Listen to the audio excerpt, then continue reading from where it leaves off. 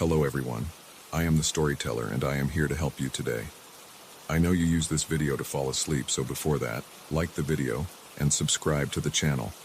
Also, where are you from and what time are you watching? Now get comfortable and relax. The fluorescent lights hummed their mechanical lullaby as I pushed my cart down aisle 7, the wheels squeaking against the polished floor in an irregular rhythm that had started to get under my skin. Electromax stayed open 24 hours, but after midnight, the place transformed into something else entirely. The bright, welcoming retail space became a cathedral of shadows, where every display screen cast its own pale altar of light into the darkness. My shift supervisor had handed me the diagnostic order at 1:03 a.m. with the kind of casual indifference that comes from years of night work. "Run the full test cycle on the TV wall," he'd said, not bothering to look up from his clipboard. "Corporate wants everything checked before the morning rush." Standard procedure, really. Nothing I hadn't done 100 times before. The television display wall stretched 30 feet across the back of the electronics department. 42 screens arranged in 3 precise rows. During the day, they showcased everything from cooking shows to action movies, a cacophony of competing audio tracks that somehow merged into white noise. But now, in the dead hours of night, they waited in perfect silence. I connected my diagnostic tablet to the main hub, scrolling through the automated test sequences until I found the standard white screen protocol. 30 seconds of pure white light to check for dead pixels, color accuracy, and general functionality. Simple enough. I initiated the sequence and stepped back to observe. The screens flickered once, then bloomed into brilliant white rectangles that transformed the darkened store into something resembling an operating theater. The intensity was almost painful after the dim ambient lighting, forcing me to squint as I began my visual inspection of the top row. Samsung, Sony, LG, all the major brands represented in their gleaming uniformity. That's when I saw it. A shadow, dark and quick, seemed to slide across the leftmost screen. Not a reflection. I was standing too far to the right for that. But something that moved with purpose, like a figure walking behind frosted glass. I blinked hard, assuming my eyes were adjusting poorly to the sudden brightness. But the white screens showed nothing now except their perfect, sterile glow. The 30-second cycle completed, and the screens went dark for the mandatory 3-second reset before beginning again. In that brief darkness, I could have sworn I heard something, a sound like fabric brushing against glass, so faint it might have been the building's ventilation system. The second cycle began. This time, I was ready. I focused on the leftmost screen, watching intently as the white light filled the display. For the first few seconds, nothing. Then, starting from the left edge, a darkness began to seep across the screen. Not a malfunction. This was deliberate, purposeful movement. The shadow had definition now, the suggestion of a human silhouette moving from left to right across the display. My hands trembled as I fumbled for my tablet, checking the security camera feeds. The store's surveillance system showed me the same view I was experiencing. A lone employee standing before a wall of white screens. No shadows, no movement, nothing but the normal diagnostic sequence playing out exactly as programmed. But I was watching it happen. Right there, screen by screen, the figure was progressing across the display wall. It reached the third monitor, then the fourth, each transition smooth and fluid, as if the screens were windows into a single, continuous space, rather than individual units. The figure was walking toward me. I realized this with a cold certainty that made my stomach drop. Whatever I was seeing wasn't moving randomly across the displays. It had direction, intent. With each screen it traversed, it seemed to grow slightly larger, more defined. What had started as a vague shadow now had the clear outline of a person, though the details remained frustratingly unclear against the white background. The cycle ended. 3 seconds of darkness. I found myself holding my breath. When the third cycle began, the figure appeared immediately on the first screen, but this time it was walking faster. The 30-second cycle would complete in less time now, somehow compressed to perhaps 25 seconds. And the shadow was darker, more substantial. I could make out what might have been clothing, a dark coat or jacket that moved with the figure's stride. Above me, one of the ceiling lights flickered and went out. I looked up, then back at the screens. The figure had progressed to the 6th monitor now, definitely larger than before. If this continued, if it kept moving at this pace and growing with each cycle, it would reach the rightmost screen, the one closest to where I stood, in just a few more iterations. My radio crackled to life, startling me so violently that I nearly dropped my tablet. "Stock check needed in automotive," came the distant voice of my supervisor. "Anyone available?" I grabbed the radio with shaking hands. "This is Marcus in electronics. I'm running the diagnostic sequence right now. Can't leave the department." "Copy that. How much longer?" I looked at my tablet. The standard sequence called for 10 cycles total. We were only on the 3rd. 7 more cycles to go. "Roger. Continue with your assignment." The radio fell silent, and I was alone again with the wall of screens. The 3rd cycle was ending. Darkness claiming the displays once more. Another ceiling light died, this one directly above the television wall. The shadows deepened. Cycle 4 began with the figure appearing on screen 2, having somehow gained distance while the displays were dark. It was moving with more urgency now, and I could see details that shouldn't have been possible on a diagnostic white screen. The suggestion of hair, dark and unkempt. Arms that swung naturally with its stride.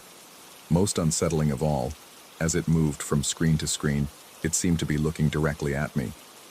The cycle compressed again, running in perhaps 20 seconds instead of 30. The figure reached the 8th screen before the sequence ended, growing larger with each transition. It now took up nearly a quarter of each display, far too large to be a simple shadow or reflection.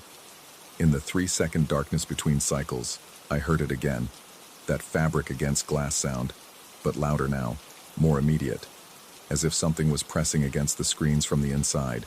I needed to break the sequence. The realization hit me with sudden clarity. This wasn't going to stop on its own. Whatever was happening, it was building towards something, and I had the distinct feeling that I didn't want to find out what would happen when the figure reached the final screen. But the control hub was at the far end of the television wall, past all the displays. To reach it, I would have to walk directly in front of the screens, directly in the path of whatever was moving across them. Cycle 5 began. The figure now appeared on screen 4 immediately, and it was no longer just a shadow. I could see features, indistinct but unmistakably human. A face turned in my direction, watching me as it moved from display to display with increasing speed. The cycle was compressed to maybe 15 seconds now, and each screen showed the figure slightly closer to the glass, as if it was not just moving across the displays, but approaching the surface from some impossible depth. 3 more ceiling lights failed in rapid succession, following the figure's progress across the wall. The emergency lighting kicked in, casting everything in a sickly red glow that made the white screens appear pink and somehow infected. I had to move. Now. I sprinted toward the control hub, my footsteps echoing in the cavernous space. As I ran past the screens, I could see the figure keeping pace with me, matching my speed as it moved from display to display. It was looking directly at me now, and though I couldn't make out specific features, I had the horrible impression that it was smiling. The cycle ended just as I reached the hub. In the darkness, I fumbled with my tablet, trying to access the test sequence controls. My hands were shaking so badly that I could barely navigate the menu system. Behind me, I could hear that brushing sound again, now accompanied by what might have been breathing, slow, deliberate inhalations and exhalations that seemed to come from all around me. Cycle 6 began. I didn't turn around, but I could see the reflected glow of the screens on the tablet's surface. The figure was there immediately, larger than ever, taking up nearly half of each display. The cycle was compressed to perhaps 10 seconds now, each repetition bringing it closer to the final screen where I stood. My fingers found the abort sequence command. I hesitated for just a moment. Corporate policy was clear about interrupted diagnostics requiring a full restart and incident report. But as I heard footsteps that seemed to come from inside the walls themselves, policy became irrelevant. I terminated the sequence. The screens went dark instantly, plunging the department into the red twilight of emergency lighting. The silence that followed was absolute. No humming, no breathing, no footsteps. Just the distant sound of my own racing heartbeat. I stood there for several minutes, afraid to move, afraid to turn around. When I finally did, the television wall looked exactly as it should. 42 dark screens reflecting nothing but my own pale face in the emergency lighting. But something was different. Wrong. My reflection in the screens wasn't quite right. The angle was off, as if I was looking at myself from slightly behind and to the left, and in that reflection, just at the edge of my peripheral vision, I could see another figure standing beside me. I spun around. The aisle was empty. When I looked back at the screens, my reflection was normal again. Alone. I filed the incident report as a standard diagnostic malfunction. Screens displaying erratic shadows due to faulty backlighting. The technician who came out the next day found nothing wrong with any of the units. The diagnostic sequence ran perfectly, displaying 30 seconds of pure white light exactly as programmed. But I know what I saw. And sometimes, when I'm working late shifts and the store grows quiet, I catch myself avoiding the television department altogether. Because in the darkened screens, in those black mirrors that line the wall, I sometimes see things that shouldn't be there. Reflections that move independently of their sources. Shadows that watch. And sometimes, just sometimes, I think I see that figure again. Not walking across the screens now, but standing behind them, waiting patiently for the next diagnostic sequence to begin. The next time someone needs to run the white screen test.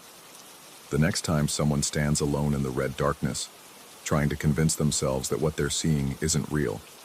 But the thing about reflections is that they only show you what's really there. And if something appears in a screen that should only display your own image, then maybe the question isn't whether it's real or not. Maybe the question is where it's been hiding all along. I still work the night shift at Electromax. I still run diagnostics when required. But I never run them alone anymore, and I've developed the habit of keeping my back to the wall, where nothing can approach from behind. Because sometimes, in the deepest part of the night, when the fluorescent lights hum their mechanical lullaby, and the emergency lighting casts everything in shades of red, I can hear that fabric against glass sound echoing through the empty store, and I know it's still looking for a way out. Story 2. And the stairs descended into earth that smelled of old copper pennies and forgotten promises. Each step echoed with a hollow ring, as if the concrete beneath my feet was merely a shell concealing something vast and empty. The hiring manager had warned me about the smell. Metallic, she'd said, like blood but sweeter. Though she'd failed to mention how it seemed to coat my tongue with each breath. 23 steps down. I'd counted them twice, though I couldn't say why precision mattered in a place that felt fundamentally imprecise, where shadows bent wrong and the walls seemed to breathe with condensation that appeared and vanished without pattern. The copper chalice hadn't seen customers since 1928, when Prohibition agents sealed it like a tomb. Now, nearly a century later, some entrepreneurial ghost had decided the world needed another speakeasy, another place where people could pretend the past was glamorous rather than desperate. They'd hired me to resurrect their cocktail program, to bring life back to recipes that had been buried with their creators. The bar stretched before me like an altar to excess, all burnished copper and tarnished brass. Every glass, every shaker, every stirring spoon gleamed with that particular patina that comes only from decades of careful use followed by decades of careful neglect. The mirror behind the bar was original, its silver backing spotted with dark blooms that looked disturbingly organic, like mold growing behind glass. I set my toolkit on the mahogany bar top and began my inspection. The equipment was immaculate despite its age. Someone had maintained it, though the owner swore the place had been untouched since the raids. Ice wells that should have been bone dry held a thin skin of water that never quite froze despite the basement's chill. Bottles lined the back bar, their labels faded but contents seemingly intact, though I knew better than to trust 100-year-old spirits. The first hour passed in mundane inventory. I cataloged what was salvageable, What needed replacement? What probably belonged in a museum rather than a working bar? The normalcy was almost disappointing. I'd expected more drama from a place with such carefully cultivated mystery. Then I heard the first clink. It came from the upper shelf, where copper mugs sat in neat rows like silent sentinels. A brief, crystalline note that hung in the air longer than physics should have allowed. I looked up, but nothing had moved. The mugs sat exactly as I'd left them, their handles all turned at identical angles. Another clink, this time from behind me. I spun around to find the lowball glasses on the speed rail swaying slightly, their rims kissing each other with tiny musical contacts. The air in the basement was perfectly still. No ventilation, no breeze, nothing that should have disturbed them. I told myself it was settling. Old buildings moved, materials expanded and contracted. Perfectly reasonable explanations for perfectly reasonable phenomena. But as I reached for one of the glasses to steady it, another clink echoed from the opposite end of the bar, then another from the copper mugs above. The sounds began to form a rhythm. Not random settling, but something deliberate, purposeful. Clink, clink, pause. Clink, clink, pause. Like a toast repeated endlessly, glasses meeting in celebration of something I couldn't see. My hands trembled slightly as I picked up a copper mug to examine it more closely. The moment my fingers wrapped around its handle, the clinking stopped. Complete silence pressed against my eardrums like deep water. The mug was ice cold, so cold it burned, but I couldn't make myself let go. That's when I felt them. Fingers. Not my own. Wrapping around my hand from the outside, their touch so cold it went beyond sensation into something deeper, more fundamental. They guided my hand, tilting the empty mug toward an empty space in the air, holding it there in the universal gesture of a toast. I should have dropped the mug, should have run, should have done anything except stand there, paralyzed, while invisible hands manipulated my own. But the cold was spreading up my arm now, and with it came something else, a sense of profound loneliness, of waiting that had stretched across decades. These weren't malevolent touches. They were desperate. The contact lasted maybe 5 seconds before the fingers released me. I staggered backward, the mug clattering to the floor. The sound it made was wrong, too hollow, too resonant, as if it had fallen through more space than the few feet between my hand and the ground. I forced myself to retrieve it, noting that the copper showed no dents or scratches despite the fall. As I placed it back on the shelf, I noticed the photographs for the first time. They lined the wall behind the bar, black and white images in tarnished silver frames. Groups of people in 1920s attire, raising glasses in eternal celebration. But every single person faced away from the camera. Backs turned, heads angled away, as if they were all looking at something behind the photographer, something the camera couldn't capture. In every photograph, they held the same copper mugs I'd just been handling. The hiring manager had left me a folder of historical documents, and I spent the next hour poring over them with growing unease. The copper chalice had been famous for exactly one drink, the Bronze Ghost. The recipe was supposedly created by the original owner, a man named Samuel Hendricks, who'd claimed it could bridge the gap between the living and the lost. The ingredient list read like a catalog of the impossible. Wormwood from Bohemian absinthes that had been banned since 1915. Copper dust infused in grain alcohol. Tincture of mercury. Herbs that were either extinct or had never existed in the first place. At the bottom of the page, in Hendricks' spidery handwriting, was a single instruction that made my skin crawl. Serve to reflection, never to flesh. I researched Hendricks until my eyes burned from staring at the laptop screen. He'd vanished the night before the raids, leaving behind only empty bottles and a basement full of customers who, according to police reports, seemed confused about their own identities and unable to recall their faces when asked to describe themselves. The clinking started again as I read, softer now but more insistent. I looked up to find every glass in the place swaying gently, creating a symphony of barely audible chimes. In the spotted mirror behind the bar, I could see my own reflection watching me with an expression I didn't remember making. Over the following days, I became obsessed with recreating the Bronze Ghost. I haunted antiquarian bookshops and occult suppliers, tracking down ingredients that shouldn't have existed. The wormwood I found in a dusty apothecary run by an old woman who insisted I sign a waiver before she'd sell it to me. The copper dust came from a metal worker who ground it fresh from pre-1920 pennies, claiming newer alloys wouldn't work for old recipes. Each ingredient I acquired felt like crossing a line I couldn't uncross. The mercury tincture required connections I'd rather not have made. The extinct herbs cost more than my monthly rent and came with warnings I chose not to heed. The bar welcomed me back each evening like an old friend. The clinking had become constant now, a barely perceptible soundtrack that followed me through my work. I'd grown accustomed to the cold touches, the way invisible hands would guide mine when I hesitated over a measurement or technique. They were teaching me, I realized, preparing me. The photographs had multiplied, or perhaps I was simply noticing more of them. They covered the walls now, dozens of images of faceless figures raising copper vessels in eternal celebration. Some were clearly from the 1920s, but others looked newer, their clothing suggesting different decades. In a few, I could swear I glimpsed modern hairstyles, contemporary eyewear. My own reflection had become unreliable. Sometimes it lagged behind my movements by a fraction of a second. Other times it seemed to move independently, tilting its head when mine was still, smiling when I frowned.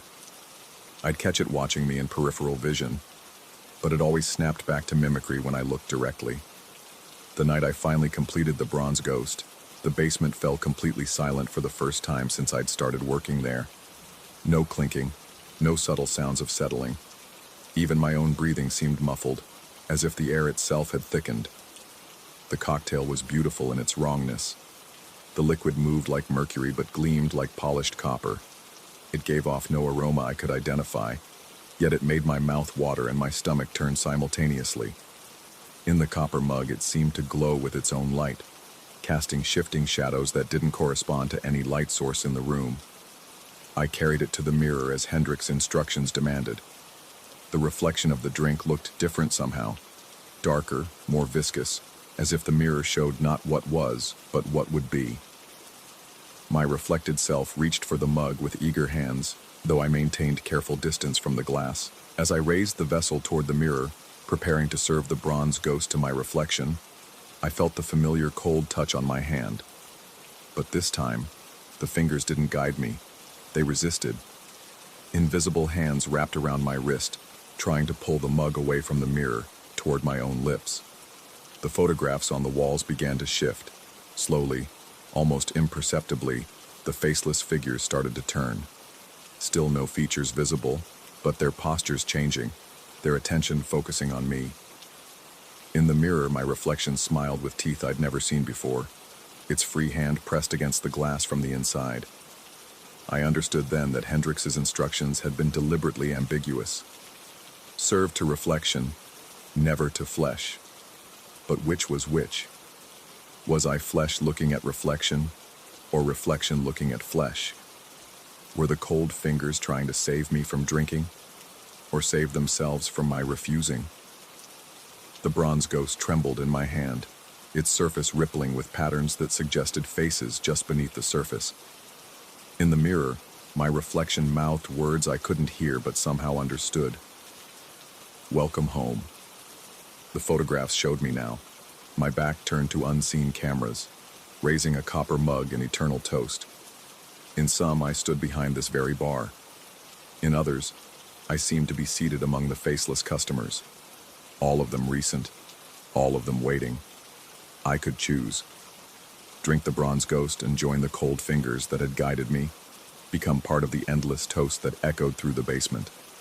Or serve it to the mirror, let my reflection drink, and risk discovering which of us was real. The mug grew heavier in my hand, its copper surface warming under my touch.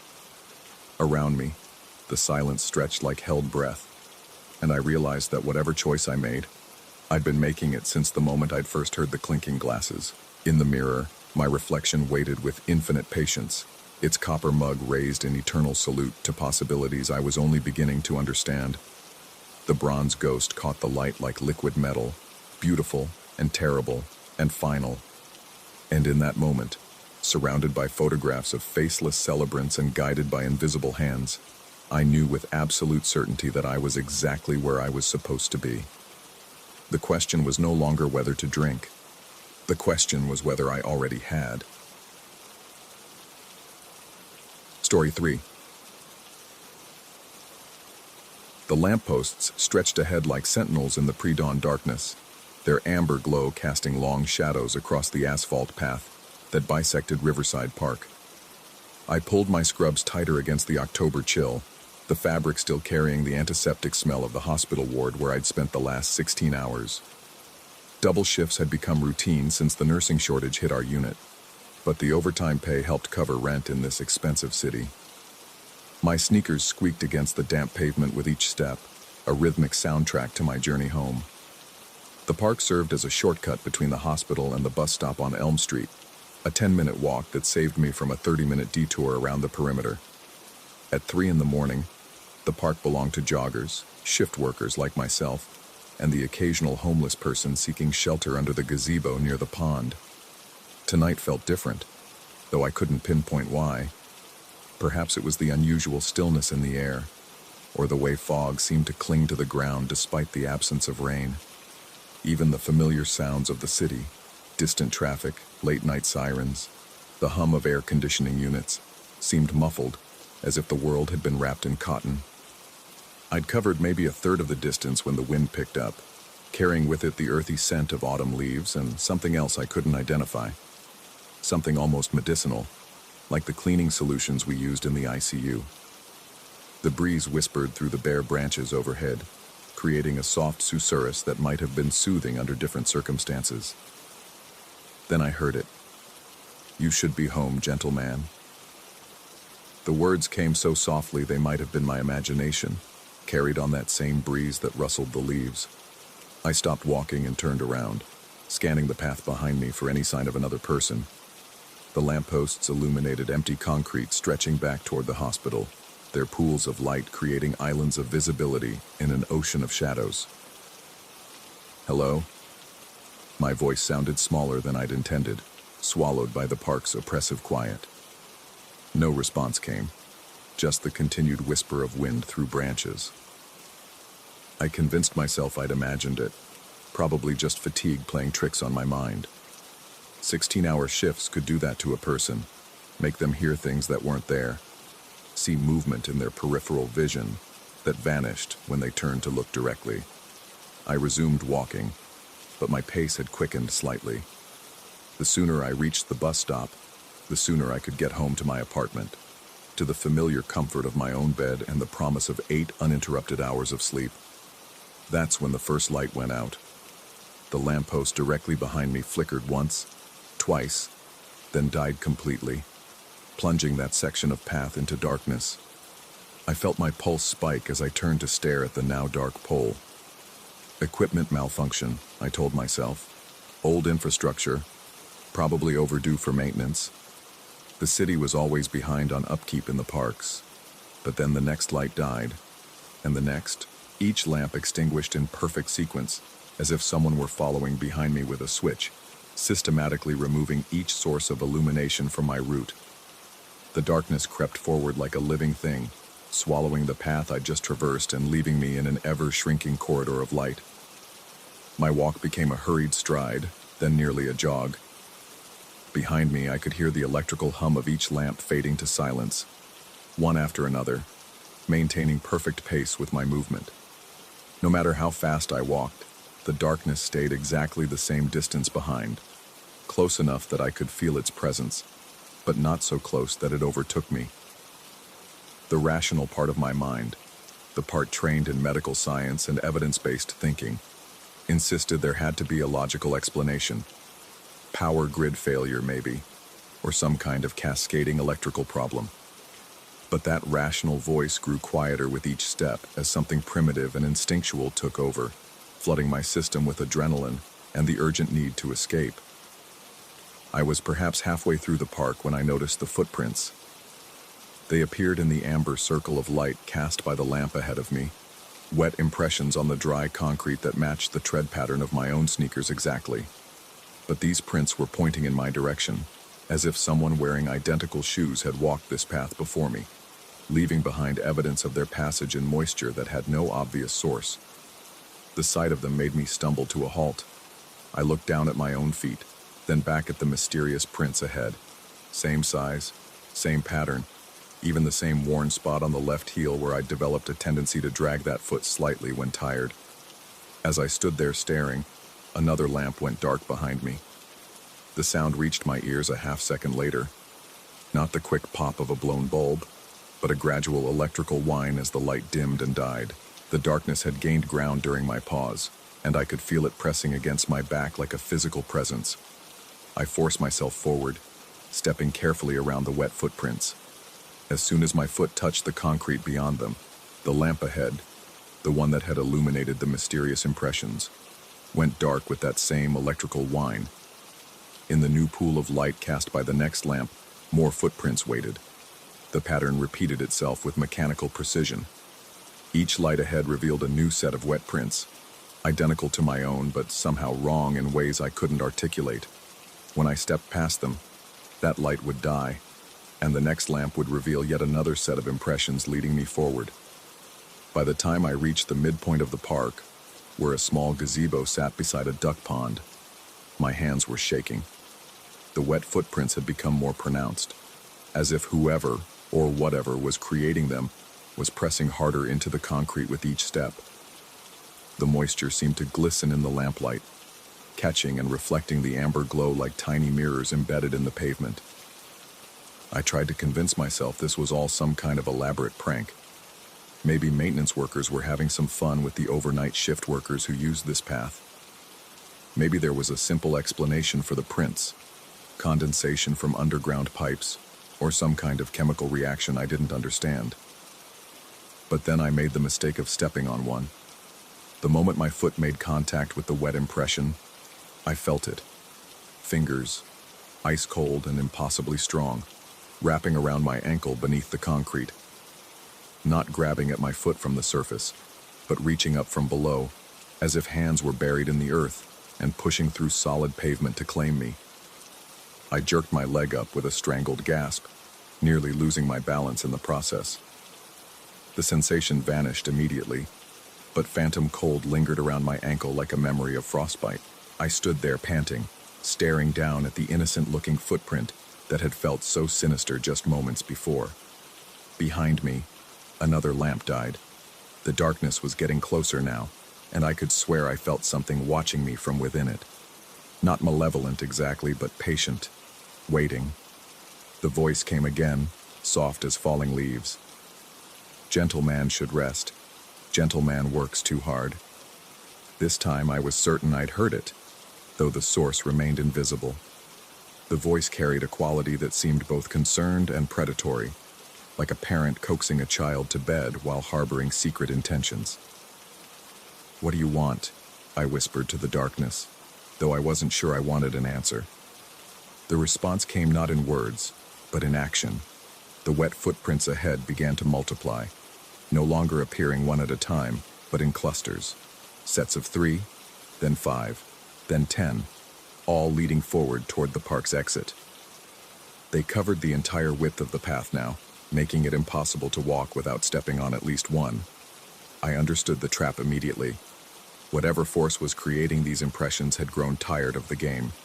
It wanted me to touch them, to feel those cold fingers wrap around my ankles and pull me down into whatever lay beneath the solid concrete. The voice had called me gentle. Perhaps whatever hunted in this park preferred its prey compliant, exhausted from double shifts and too tired to run. But I wasn't ready to give up yet. I climbed onto one of the park benches that lined the path, using it to bypass the first cluster of prints. The metal was cold against my palms, and I could feel vibrations running through it, as if something large were moving underground. From my elevated position, I could see that the wet impressions extended beyond just the main path. They covered the grass, the side trails, even climbed partway up the trunks of nearby trees. The message was clear. There was no way around them, only through. I leaped from bench to bench, then to a trash can, then to the low wall that bordered the duck pond. The water reflected the lamplight in ripples, and for a moment I thought I saw something moving beneath the surface. a pale shape that might have been a face looking up at me.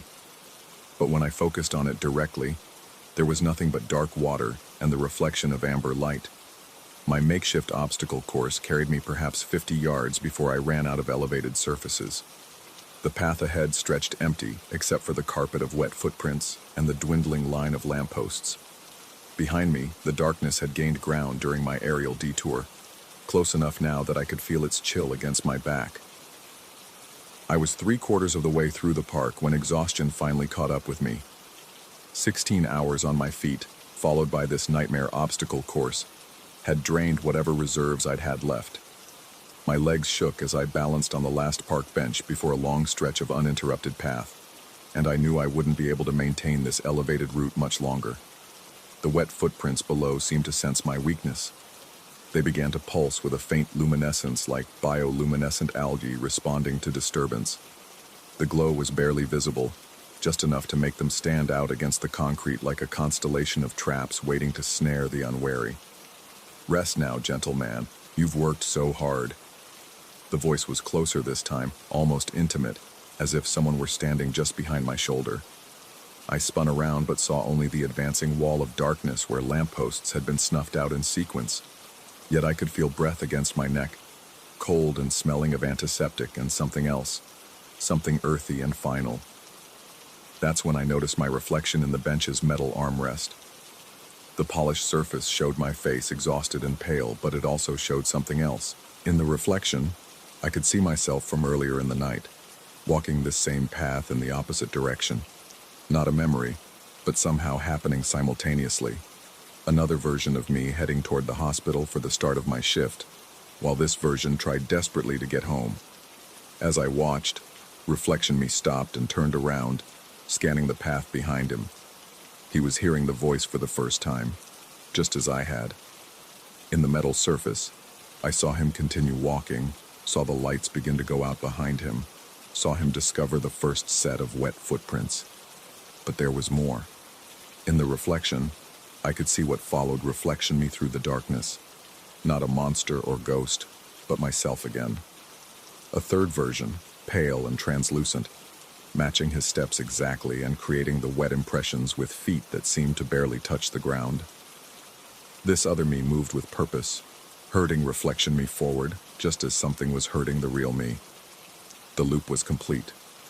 I was both hunter and hunted, predator and prey, trapped in an endless cycle of walking this path while simultaneously pursuing myself. The gentle voice belonged to me, to some version of me that had been walking this route for who knew how long, trying to guide other iterations home. "You should rest now," I heard myself whisper from the darkness behind me. "You work too hard, gentle man." I looked down at the wet footprints covering the path ahead and realized they weren't traps at all. They were offers, invitations to step out of the endless cycle and join the other versions of myself in whatever peaceful darkness waited beneath the concrete. No more double shifts, no more exhaustion, no more walking alone through empty parks at 3 a.m. Part of me wanted to accept. The larger part knew I had to keep moving. I jumped down from the bench and began to run, leaping over clusters of glowing footprints like a child playing hopscotch. Behind me, I could hear my own voice calling out with increasing urgency, no longer gentle but desperate. The darkness surged forward, and I felt cold fingers brush against my heels as I ran. The park exit appeared ahead, marked by a street lamp that belonged to the city grid rather than the park system. Real light, harsh and electric and beautifully ordinary. I sprinted toward it as the last lamp in the park died behind me, plunging the entire path into absolute darkness. I burst through the park boundary and onto Elm Street, gasping and shaking. The bus stop sat 20 yards away, bathed in the mundane glow of urban lighting. Traffic moved past in the distance, real cars with real people going about their early morning routines. I turned back to look at the park entrance and saw nothing unusual. The lampposts stood in their neat rows, all functioning normally, casting amber light on empty paths. No wet footprints, no advancing darkness, no whispered voices carried on the wind. Just an ordinary urban park where a tired nurse had let his imagination run wild during an early morning walk. But as I waited for the bus, I found myself staring at my reflection in the shelter's glass wall. In the surface, barely visible in the pre-dawn light, I could see another version of myself still walking through the park. And behind him, following at a careful distance, walked another. The bus arrived 7 minutes later. I got on, paid my fare, and rode home to my apartment without looking back. But I knew I'd be working another double shift soon, and when I did, I'd have to walk through the park again. After all, it was the fastest route home, and every gentleman deserves his rest.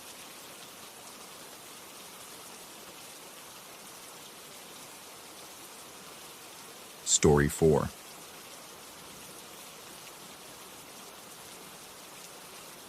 The forum post had seemed innocent enough at 3 in the morning, fingers trembling over the keyboard as I typed.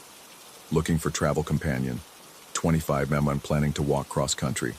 Serious inquiries only. At that hour, with my lease expired and my last paycheck already spent on hiking boots, the idea felt like salvation rather than madness. I'd expected responses from fellow wanderers, maybe some concerned warnings about highway safety. What I hadn't expected was Observo 2000.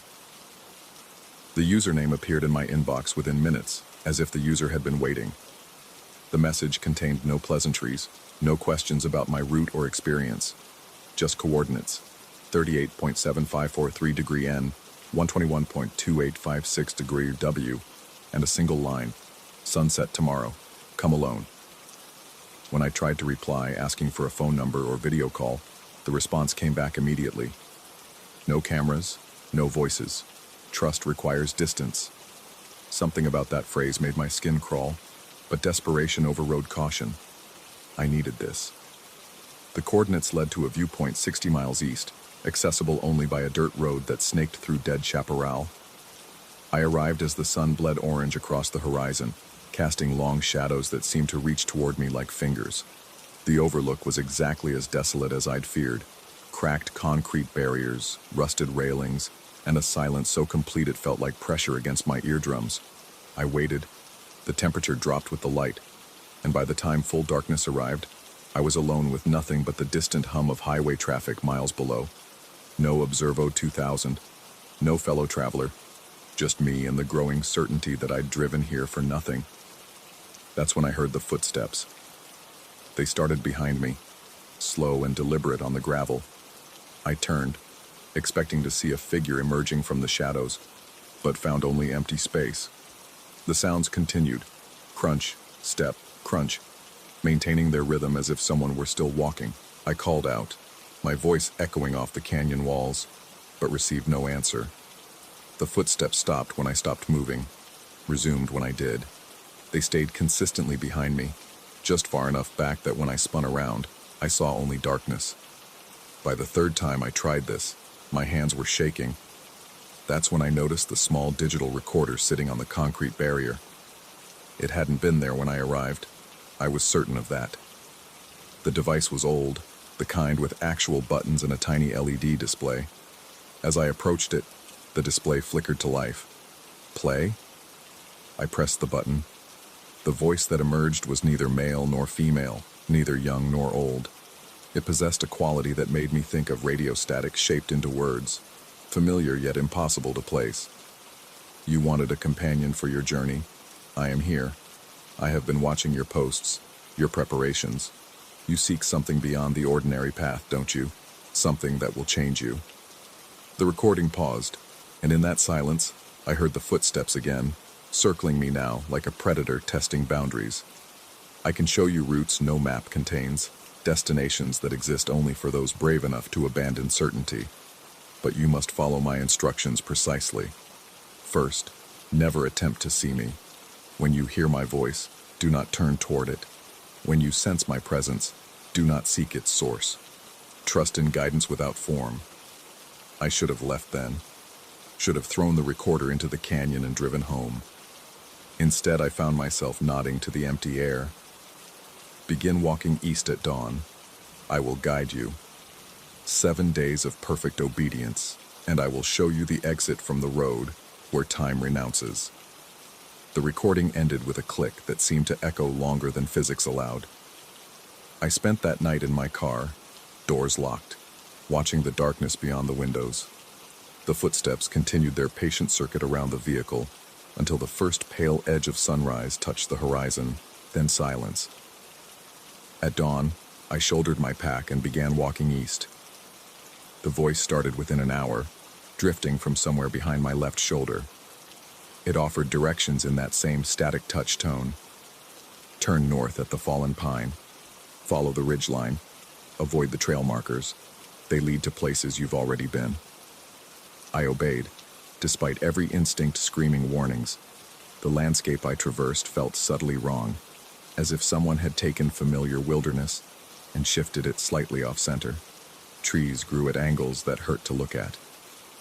Shadows fell in directions that contradicted the sun's position. The air itself tasted different, metallic, charged with potential. By the second day, I'd begun to notice the monuments. They appeared in peripheral vision first, massive stone structures that vanished when I turned for a direct look. But in those split-second glimpses, I saw enough to make my blood freeze. The monuments bore faces, human faces carved with impossible detail, and they all looked like mine. Do not look directly at what you see, the voice warned when I hesitated during one sighting. Those places exist only when unobserved. Your attention gives them power, but curiosity proves stronger than caution. On the third day, when another monument appeared in my peripheral vision, I turned to face it fully. The world flickered. For perhaps a heartbeat, the pine forest around me vanished, replaced by a vast gray desert stretching to every horizon. The monument stood revealed, 100 feet of black stone carved into my own likeness, expression frozen in silent scream. Dozens of similar structures dotted the wasteland, all bearing my face in various states of anguish or terror. Then reality snapped back like a rubber band, leaving me gasping in familiar woodland. "You looked," the voice said, and for the first time, it carried emotion. Disappointment. The first rule broken. But perhaps forgiveness is possible. Continue walking. The fourth and fifth days blended together in a haze of increasing wrongness. I lost the ability to trust my own senses. Sounds came from impossible directions. My shadow moved independently, lagging behind or racing ahead. The taste of metal in the air grew stronger, accompanied by a constant low humming that seemed to emerge from the earth itself. Sleep became impossible. Every time I closed my eyes, I heard construction sounds. The ring of chisels on stone, the scrape of tools carving features into rock. When I forced myself to look up at the night sky, I saw stars arranged in patterns that spelled out words and languages I couldn't read, but somehow understood. They spoke of patience, of watching, of hunger for form. The voice continued its guidance, but its instructions had become more complex, more disturbing. Walk backward for exactly 47 steps. Stop at the tree that remembers your childhood. Place your hand on the bark and feel it pulse. I obeyed, hating myself for it, because the alternative, acknowledging that I might be walking alone through wilderness, following commands from my own fracturing mind, seemed worse than supernatural manipulation. On the sixth day, I made a mistake that changed everything. The voice had been silent for hours when I spotted another monument through the trees.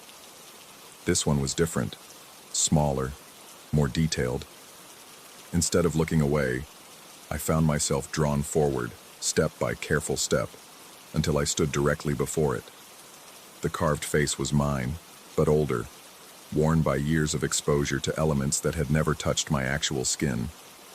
The stone lips were slightly parted, as if about to speak.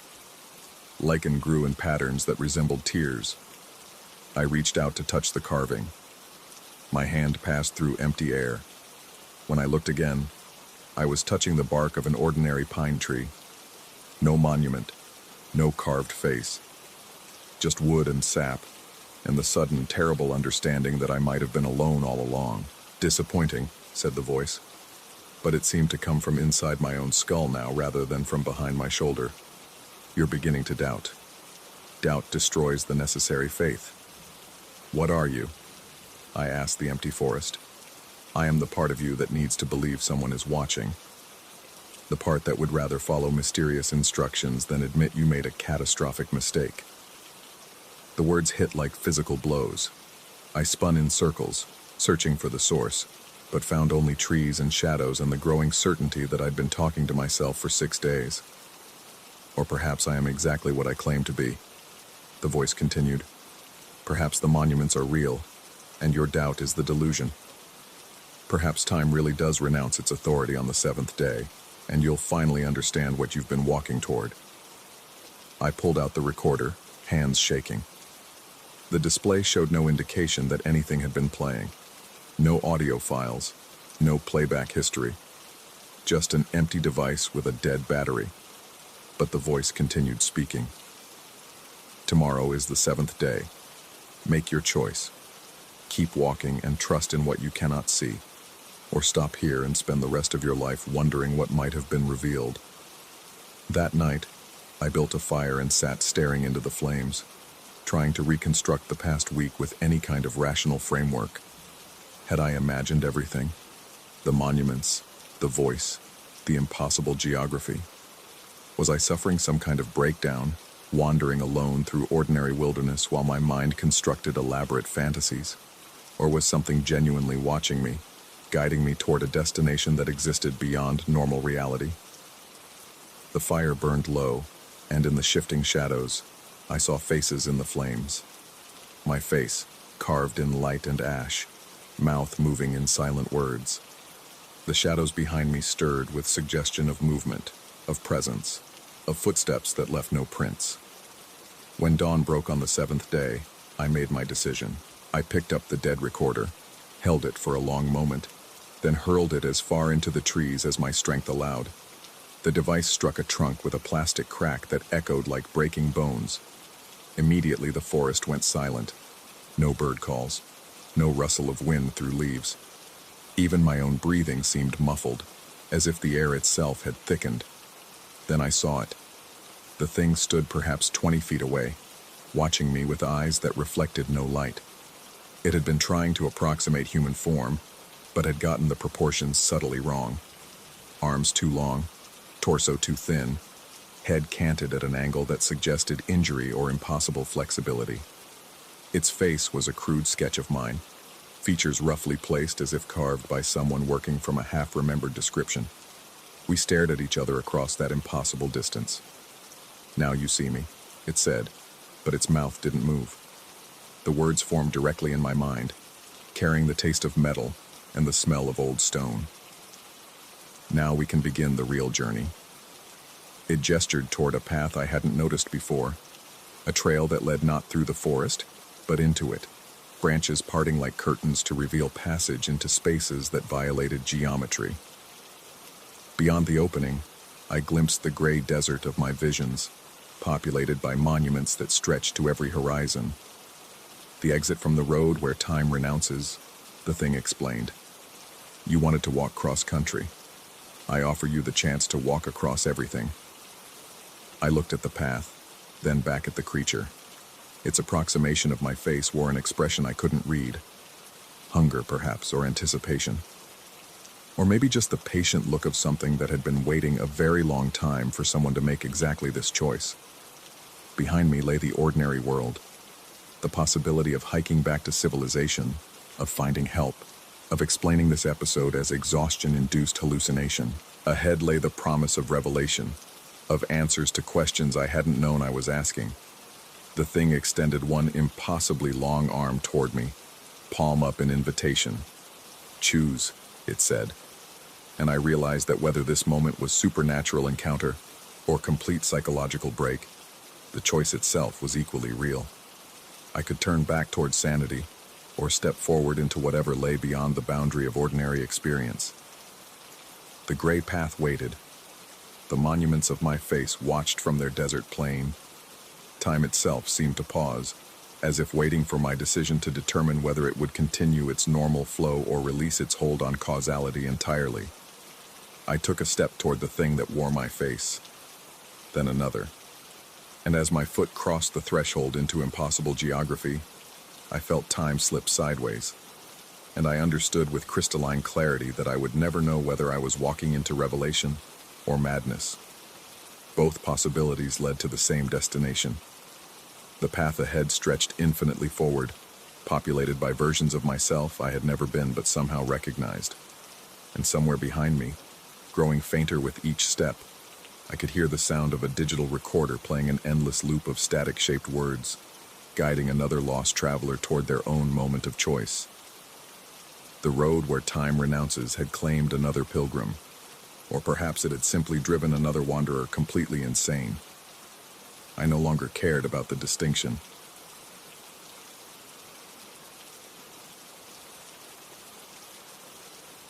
Story 5.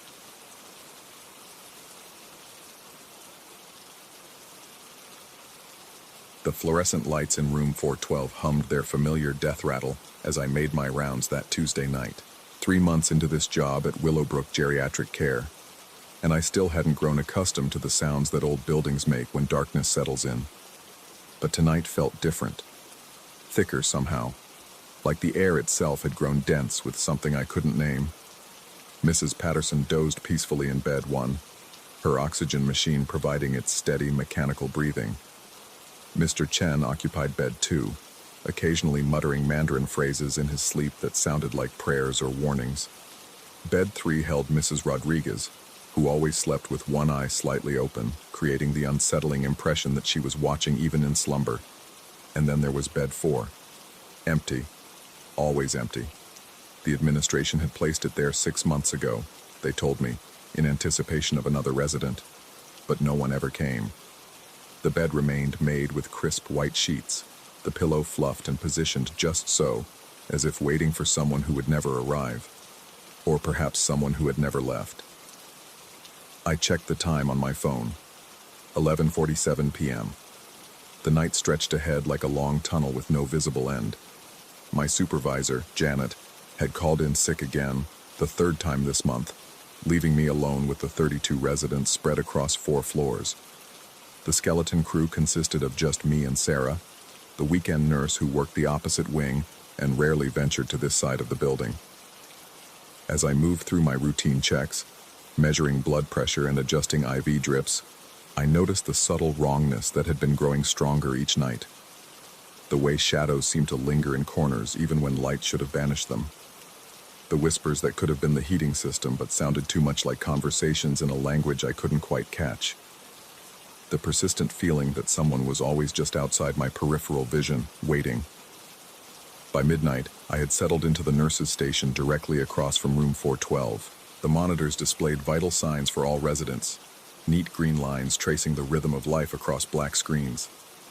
Everything appeared normal, but normal had become a relative concept in this place. I dimmed the hallway lights for the overnight hours, leaving only the emergency illumination and the glow from various machines. The building seemed to exhale, settling into its nocturnal routine. That's when I heard it, the sound of fabric stretching, like someone carefully lowering themselves onto a mattress, trying not to disturb anyone else. It came from room 412, specifically from the direction of bed 4. I looked up from my paperwork, scanning the monitor bank. Mrs. Patterson's heart rate, 78 BPM. Mr. Chen, 82 BPM. Mrs. Rodriguez, 71 BPM. And a 4th reading, 45 BPM.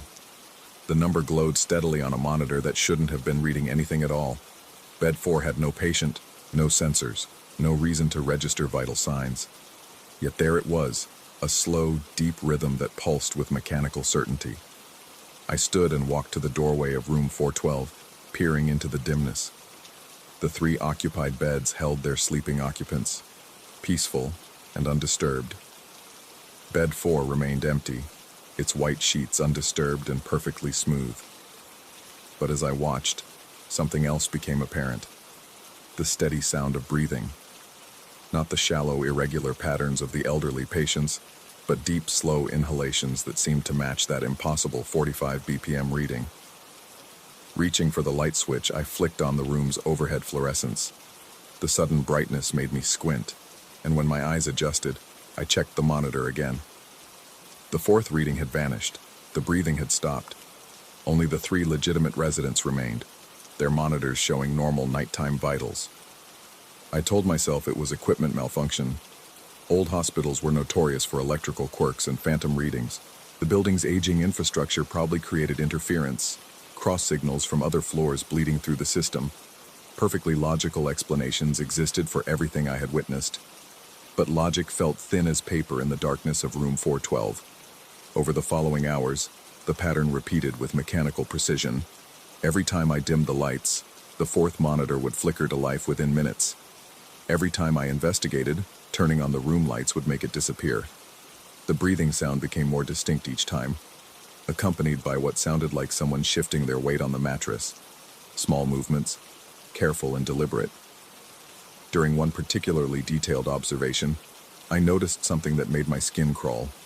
The pillow on bed 4, which had been perfectly fluffed and positioned, now showed a slight indentation, not dramatic enough to suggest someone had actually been lying there, but subtle, the kind of depression that might form if a head had rested against it for just a few minutes. I approached the bed cautiously, my footsteps muffled by the institutional carpeting. The mattress looked normal, but when I pressed my hand against it, the surface felt warm. Not hot, not obviously heated, but carrying the residual warmth of recent occupation. My rational mind scrambled for explanations. Maybe the heating system created ambient warmth. Maybe the mattress retained heat from the day's activities. But what activities? No one had been in this bed for months. As I leaned closer, examining the sheets for any other signs of disturbance, the lights went out. Not just the room lights. Every light on the floor had shut off simultaneously, plunging the entire wing into darkness, save for the dim emergency exit signs and the green glow of the monitors. The backup generators should have kicked in immediately, but they remained silent. Even my phone's flashlight seemed weaker than it should have been, its beam barely penetrating the thick darkness. That's when I heard it clearly for the first time. Snoring. Deep, resonant snoring coming from bed 4, the sound of someone in profound sleep. The kind of breathing that suggested complete relaxation, total unconsciousness. But there was something else, something that made every instinct scream danger. The snoring had an odd quality, like it was being produced by lungs that weren't quite the right size or shape for human breathing. I fumbled for the light switch, my hands shaking despite my efforts to remain calm. When the fluorescence flickered back to life, silence returned instantly. The bed appeared empty once again, but now I could see another detail that hadn't been there before. The sheets were wrinkled, pulled slightly toward the foot of the bed as if someone had been stretching their legs in their sleep. The monitors showed 3 normal readings. No fourth pulse. No evidence of the presence I had clearly heard breathing just moments before. I spent the rest of the night in a state of hypervigilance, checking the room every 30 minutes, documenting everything in a notebook I kept hidden from my supervisor. The patterns never varied. Lights off meant the return of the impossible presence. Lights on meant its disappearance. But each cycle brought new details, small changes that suggested the entity, if that's what it was becoming more substantial, more confident. During my research the following day, I discovered the old filing cabinet in the basement storage room. Most facilities had digitized their records years ago, but Willowbrook maintained paper backups dating back decades. The folder I found was thin, marked only with Room 412, historical, in faded ink. Inside were admission forms, treatment notes, and incident reports spanning 15 years. Most documented routine admissions and discharges, nothing unusual, but tucked between more recent files was a set of papers that had been deliberately misfiled, as if someone had tried to bury them without actually destroying them. The admission form was dated 3 years ago. Harrison Thorne, 73 years old, admitted with advanced dementia and aggressive behavioral episodes. The treatment notes painted a picture of a man who had become increasingly violent and unpredictable, requiring sedation and restraints. Staff members had requested transfers away from his case. Several incident reports described unexplained equipment failures in his room, along with complaints from other residents about nighttime disturbances. Then the record simply stopped. No discharge summary, no transfer documentation, no death certificate. The last entry, written in shaky handwriting, simply stated, "Patient Harrison Thorne removed from active roster. Administrative decision. No further documentation required." But someone had added a handwritten note in different ink, apparently added later. Never discharged, never died, never gone. I spent the following week trying to trace what had happened to Harrison Thorne. No other local facilities had records of receiving him. No funeral homes had any documentation. He had simply vanished from all official records, as if he had never existed. Yet the evidence suggested he had been real, had been violent, and had somehow been erased from the system without explanation. The nightly encounters in room 412 became more intense. The phantom breathing grew louder, sometimes accompanied by what sounded like whispered conversations with invisible companions. The indentations in the pillow and mattress became more pronounced. One night, I found the sheets completely disheveled, twisted as if someone had been tossing and turning for hours. But the most disturbing development was the gradual change in the other residents. Mrs. Patterson began experiencing nightmares, crying out in her sleep about someone watching her. Mr. Chen started refusing to enter his room during the day, insisting that someone else was already in bed 4. Mrs. Rodriguez, who had been nonverbal since her stroke, began pointing at the empty bed and shaking her head violently whenever I tried to approach it. I attempted to have the bed removed, telling my supervisor that it was unnecessary and taking up space that could be used for medical equipment. But every effort failed in increasingly bizarre ways. The maintenance crew reported that the bed's wheels had somehow locked in place, impossible to move despite appearing normal. When they tried to disassemble it, the screws wouldn't turn, as if they had been welded in place. Most disturbing was their claim that the mattress had become impossibly heavy. What should have been a standard hospital mattress now required 4 men to lift, and even then it seemed to resist their efforts with an almost sentient stubbornness. The administration grew suspicious of my requests. Janet pulled me aside one morning, her expression carefully neutral but her eyes watchful. She mentioned that previous staff members had made similar complaints about room 412. They had all eventually been transferred to other facilities or had quit entirely. The implication was clear: continue down this path, and my employment would be terminated. But I couldn't let it go. Whatever presence occupied bed 4 was growing stronger, more active. The 45 BPM reading on the monitors had begun appearing even when the lights were on, though only briefly. Sometimes I caught glimpses of movement in my peripheral vision, a shadow that seemed to shift when I wasn't looking directly at it. The impression of someone sitting up in bed just as I turned away. The breaking point came during my 7th week of night shifts. I had developed a routine of sleeping during the day and arriving early to research the building's history and previous incidents. That Tuesday night felt different from the moment I walked through the doors. The air seemed charged with anticipation, like the moment before a thunderstorm breaks. At 2:17 a.m., I was updating medication charts when every monitor in the nurses' station began displaying the same reading. 45 BPM. Not just the phantom 4th monitor. Every single screen showed that slow, deep pulse. Mrs. Patterson's monitor, Mr. Chen's monitor, Mrs. Rodriguez's monitor, even the backup machines that weren't connected to any patients. All of them pulsed in perfect synchronization, creating a hypnotic rhythm that seemed to echo through the building itself. I walked to room 412, my feet moving without conscious decision. The darkness seemed deeper than usual, pressing against me with almost physical weight. The 3 legitimate residents slept peacefully, but bed 4 was no longer empty. The sheets were pulled back, as if someone had just gotten up. The pillow bore a clear head-shaped indentation, but most unsettling was the way the mattress was still compressed in the center, maintaining the exact shape of a human body even though no one was visible. As I watched, the indentation slowly returned to normal, like memory foam recovering from pressure, but far too slowly for any normal material. The snoring had been replaced by something worse, the sound of someone trying not to breathe too loudly, the deliberate quiet breathing of someone pretending to be asleep while actually watching and waiting. I could feel eyes on me, though I couldn't see anyone. The sensation was so intense that my skin crawled, every nerve-ending screaming that I was being observed by something that shouldn't exist. I backed out of the room slowly, not daring to turn my back on bed 4. As I reached the doorway, I heard a sound that stopped my heart. the unmistakable creak of bed springs as someone sat up. I spun around, but the bed appeared empty, yet the impression remained, the sense of a presence watching me with patience that felt both ancient and malevolent. The monitors continued their synchronized 45 BPM pulse, the sound of electronic heartbeats filling the silence like a countdown to something terrible. That was when I understood the truth, though understanding brought no comfort. Harrison Thorne had never left room 412. He had been removed from the records, erased from official existence, but something had kept him here.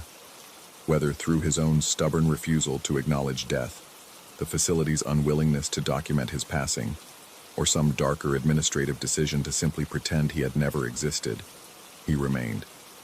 The bed that couldn't be moved, the pulse that appeared in darkness, the gradual strengthening of his presence, all of it pointed to a man who had been too aggressive, too difficult to control, even in death. A patient who had been administratively erased rather than properly processed, creating a bureaucratic limbo that had somehow become literally real.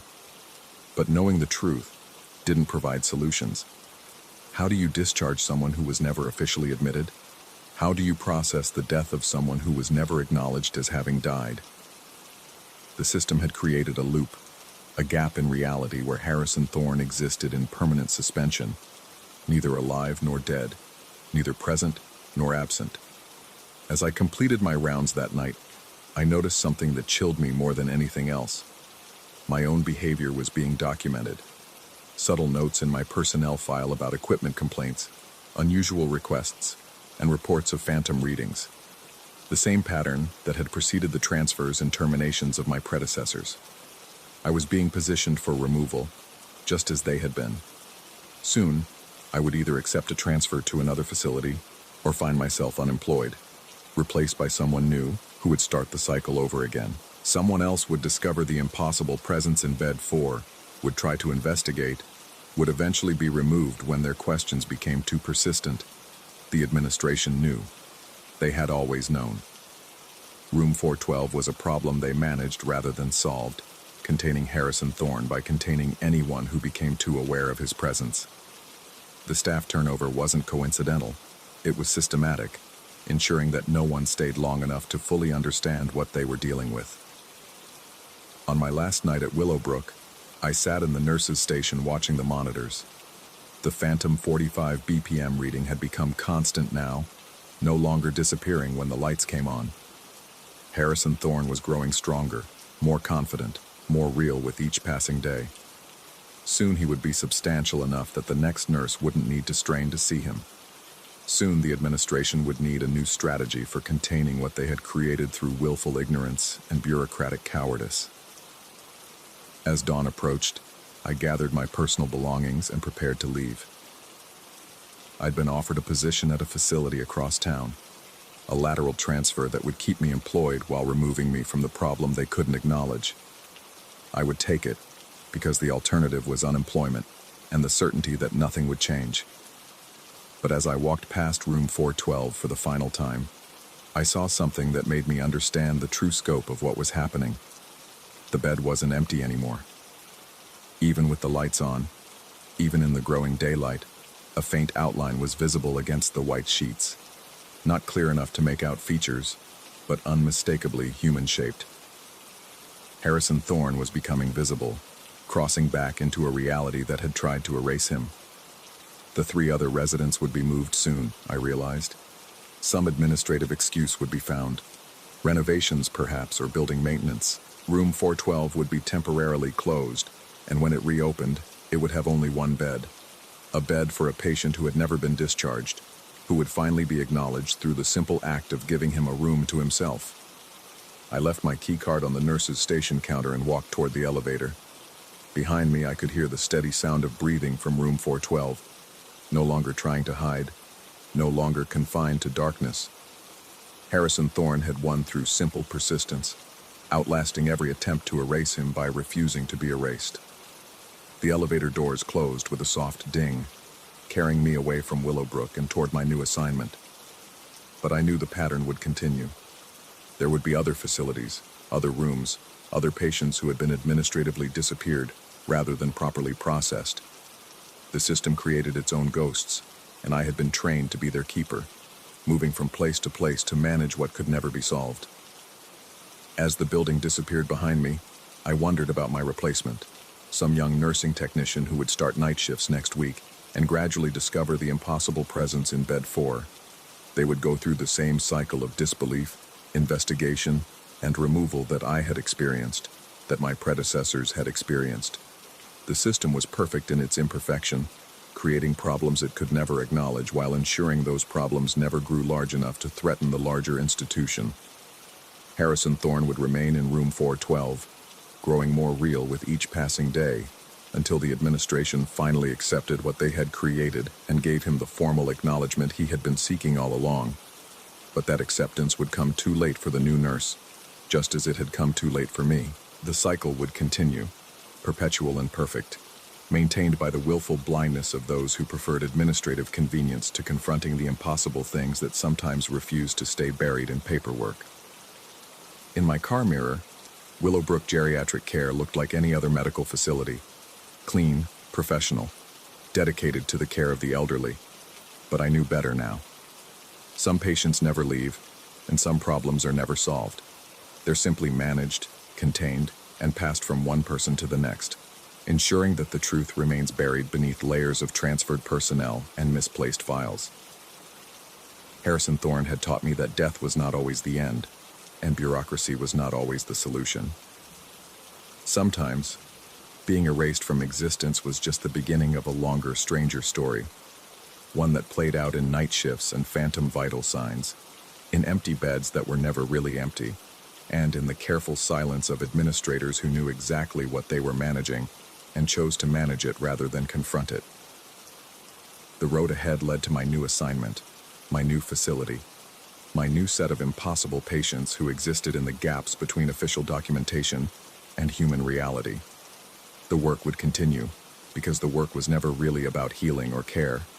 It was about containment, about managing the unmanageable until it became someone else's problem. But somewhere behind me, in room 412, Harrison Thorne was settling in for another night of not quite sleep. His 45 BPM pulse steady and strong on monitors that would never again be able to pretend he wasn't there. He had won the war of attrition against bureaucracy itself, and his victory was measured in the quiet persistence of a heart that refused to stop beating, even when everyone had agreed to pretend it had never started. Story 6. In the first time I heard her voice, I thought it was dispatch testing the emergency channel. 3 weeks into my rotation at Millfield Correctional's disciplinary block, I'd grown accustomed to the static-filled communications that crackled through my radio during the midnight rounds. The old building seemed to swallow radio waves whole, spitting them back out distorted and weak. But this transmission cut through the interference with crystal clarity. Post 6. Post 6. Do you copy? I paused mid-stride in the narrow corridor, fluorescent lights buzzing overhead like dying insects. The voice was distinctly feminine, soft yet urgent, carrying an echo that suggested she was speaking from somewhere deep and enclosed. I keyed my radio, checking the channel display. Emergency frequency 7. This is post 6. Go ahead. Silence stretched for 30 seconds. Then the lights flickered, and I felt the first touch of cold against my face. It started as a gentle chill, like walking past an open freezer, but within moments the temperature plummeted. My breath formed visible clouds as I exhaled, and I could hear the metal door frames beginning to contract with sharp pings and creaks. The sound reminded me of a house settling in winter, except this was July in Georgia, and the prison's ancient air conditioning system had been struggling to keep the temperature below 80 degrees all week. That's when I noticed the ice. Delicate crystalline patterns spread across the cell door nearest to me, forming intricate geometries that seemed to pulse and shift in my peripheral vision. The formations looked almost organic, like frost flowers blooming in fast forward, and they traced a peculiar wave-like pattern that repeated every few inches along the metal bars. I blinked hard, certain the long hours were playing tricks on my vision, but the ice remained. More concerning was how it seemed to concentrate around my position, growing thicker and more elaborate the longer I stood there. The cells 20 feet in either direction showed no signs of the strange frost, remaining stubbornly normal in the oppressive Georgia heat. "Who is this?" I whispered into my radio, but received only static in response. The cold intensified, and I could feel it seeping through my uniform, settling into my bones with an ache that reminded me of childhood winters in Minnesota. My radio crackled again, and the voice returned, clearer now and tinged with something that might have been relief. "Someone can hear me. Finally, someone can hear me." I fumbled for my incident report pad, but my fingers had grown clumsy with cold. The ice patterns on the door had spread to encompass the entire frame now, and I could swear they were moving, shifting like living things responding to the cadence of the woman's voice. Each word seemed to trigger a new wave of crystalline growth, as if her transmission was somehow imprinting itself onto the metal in frozen form. "Identify yourself," I managed, my voice steadier than I felt. "What's your badge number and location?" Laughter drifted through the static, hollow and echoing. "Badge number? I don't think they issued those where I'm calling from." The temperature continued to drop, and I could see my breath coming in heavy puffs now. Ice began forming on the concrete floor around my boots, spreading outward in concentric circles. The pattern was hypnotic, almost beautiful, but there was something fundamentally wrong about watching water freeze in 90-degree weather. My training kicked in, and I started backing toward the checkpoint desk, keying my radio to the main dispatch frequency. "Control, this is Post 6. I'm experiencing some kind of environmental anomaly in D block. Request maintenance and..." The transmission cut to static before I could finish. When I switched back to frequency 7, the woman's voice was waiting. "Please don't leave. They promised me I could go when someone finally heard me, when someone listened. You're the first one who's answered in so long." I stopped retreating, something in her tone triggering a response I couldn't quite name. There was a desperate loneliness in those words that resonated uncomfortably with my own recent experiences. 3 weeks of 12-hour shifts in this place had left me feeling isolated and disconnected, surrounded by concrete and steel and the constant low hum of institutional machinery. The idea of someone being trapped, truly trapped, with only a radio as their lifeline struck closer to home than I cared to admit. "Where are you calling from?" I asked, surprising myself with the gentleness in my voice. "Cold. So cold here. The walls sweat ice, and my breath comes out in clouds thick enough to hide in. They said I'd earned this, said I'd understand eventually. But I've been good. I've been so good, and still they keep me here in the deep place where sound doesn't travel right." The ice around me had begun forming more complex structures now, delicate spires and bridges that caught the fluorescent light and threw it back in rainbow fragments. I found myself studying the patterns, trying to understand the underlying logic that seemed to guide their growth. There was definitely a rhythm to it, a mathematical precision that reminded me of the waveform displays I'd seen in electronics class years ago. "Ma'am, I need you to tell me your exact location. Are you in the facility? Are you injured?" "Injured?"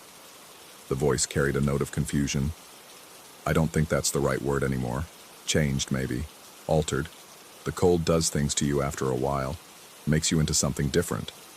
But I can still remember warmth, still remember what it felt like to be real." A chill that had nothing to do with temperature ran down my spine. I keyed my radio again, switching between all available frequencies, but the main dispatch seemed to have gone completely dead.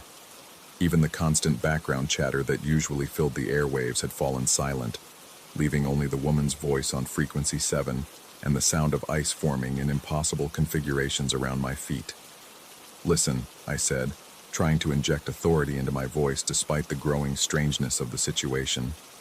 "I'm going to contact my supervisor and get someone down here to help you. But I need more information. What's your name?" "Names," she murmured, and I could hear what sounded like wind in the background of her transmission, a low moaning that seemed to come from somewhere very far away. "They took my name when they brought me to the deep place. But you can call me Echo, if you need something to hold on to. That's what I've become, isn't it? Just an echo bouncing around in the dark, waiting for someone to hear me clearly enough to answer back." The ice formations had reached chest height now, creating an intricate cathedral of frozen water around me. I should have been panicking, should have been running for help, but something about the geometric beauty of the structures held me transfixed. They pulsed with a soft inner light that seemed to synchronize with the woman's voice, and I began to understand that I was looking at something far more complex than random ice crystals. I was looking at her voice made visible.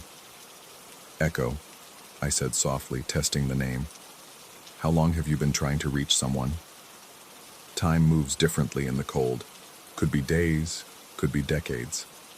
I remember the others complaining about the temperature before everything changed, before the walls started weeping ice and the air turned thick enough to see.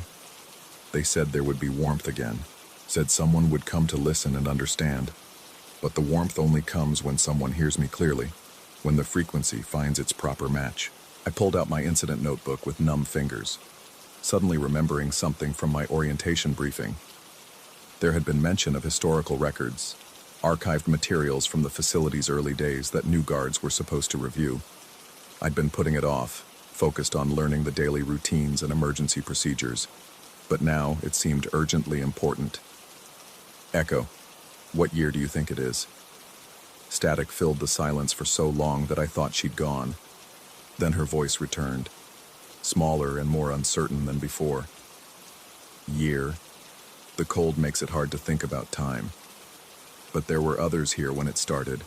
Women in gray uniforms who talked about rights and justice and change. They were angry about something, planning something. Then the temperature dropped, and the planning stopped, and everything went quiet except for the ice growing on the walls. The pieces began forming a picture in my mind, vague and disturbing. I needed to get to those archives, needed to understand what had happened in this facility's past. But as I started to move toward the checkpoint desk, the ice formations around me began to shift and crack. The temperature spiked upward briefly, and I heard Echo's voice take on a note of panic. "Don't leave. Please. You're the first one who's understood the frequency. When you move away, the cold comes back worse than before. The ice gets thicker. The echo gets fainter. I can feel myself disappearing again." I stopped, torn between professional duty and something I couldn't quite name. The ice around me solidified again as I remained stationary, and I could feel the temperature stabilizing at somewhere just above freezing. It occurred to me that my position might be important, that there could be some kind of resonance effect happening between my location and her transmission. "I'm not leaving," I said, though I wasn't sure if I was lying. "But I need to understand what's happening here. Can you tell me about the other women you mentioned?" "They were like me once, warm and solid and real. But the cold got into them during the trouble, during the time when the walls started changing. Some of them fought it longer than others, but eventually we all became echoes, voices bouncing around in the deep place where sound doesn't travel right." The implications of her words sent a different kind of chill through me. I forced myself to think logically, to consider mundane explanations for what I was experiencing.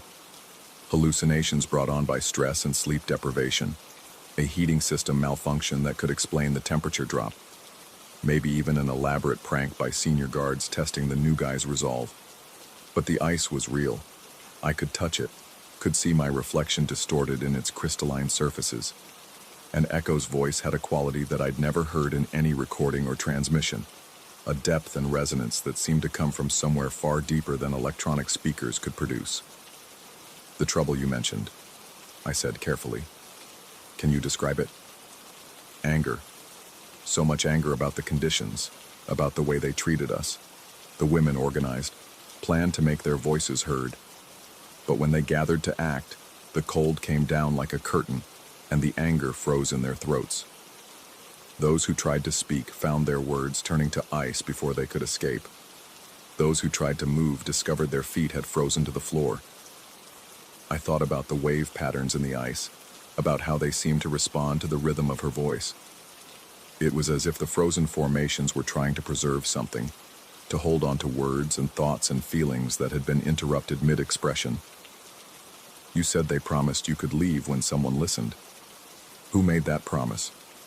The ones who built the deep place, who made the walls that weep ice. They said the cold was temporary, a way to cool down the anger until it could be controlled. But controlled anger isn't anger anymore, is it? It's just sadness wearing different clothes. I found myself studying the ice formations more carefully, looking for patterns within patterns. There was definitely something linguistic about their structure, as if they were trying to spell out words in a language I didn't quite understand. The more I focused on them, the more I could feel something like comprehension building in the back of my mind. Echo, what if I could find the right frequency? What if I could help you convert the cold back to warmth? The frequency.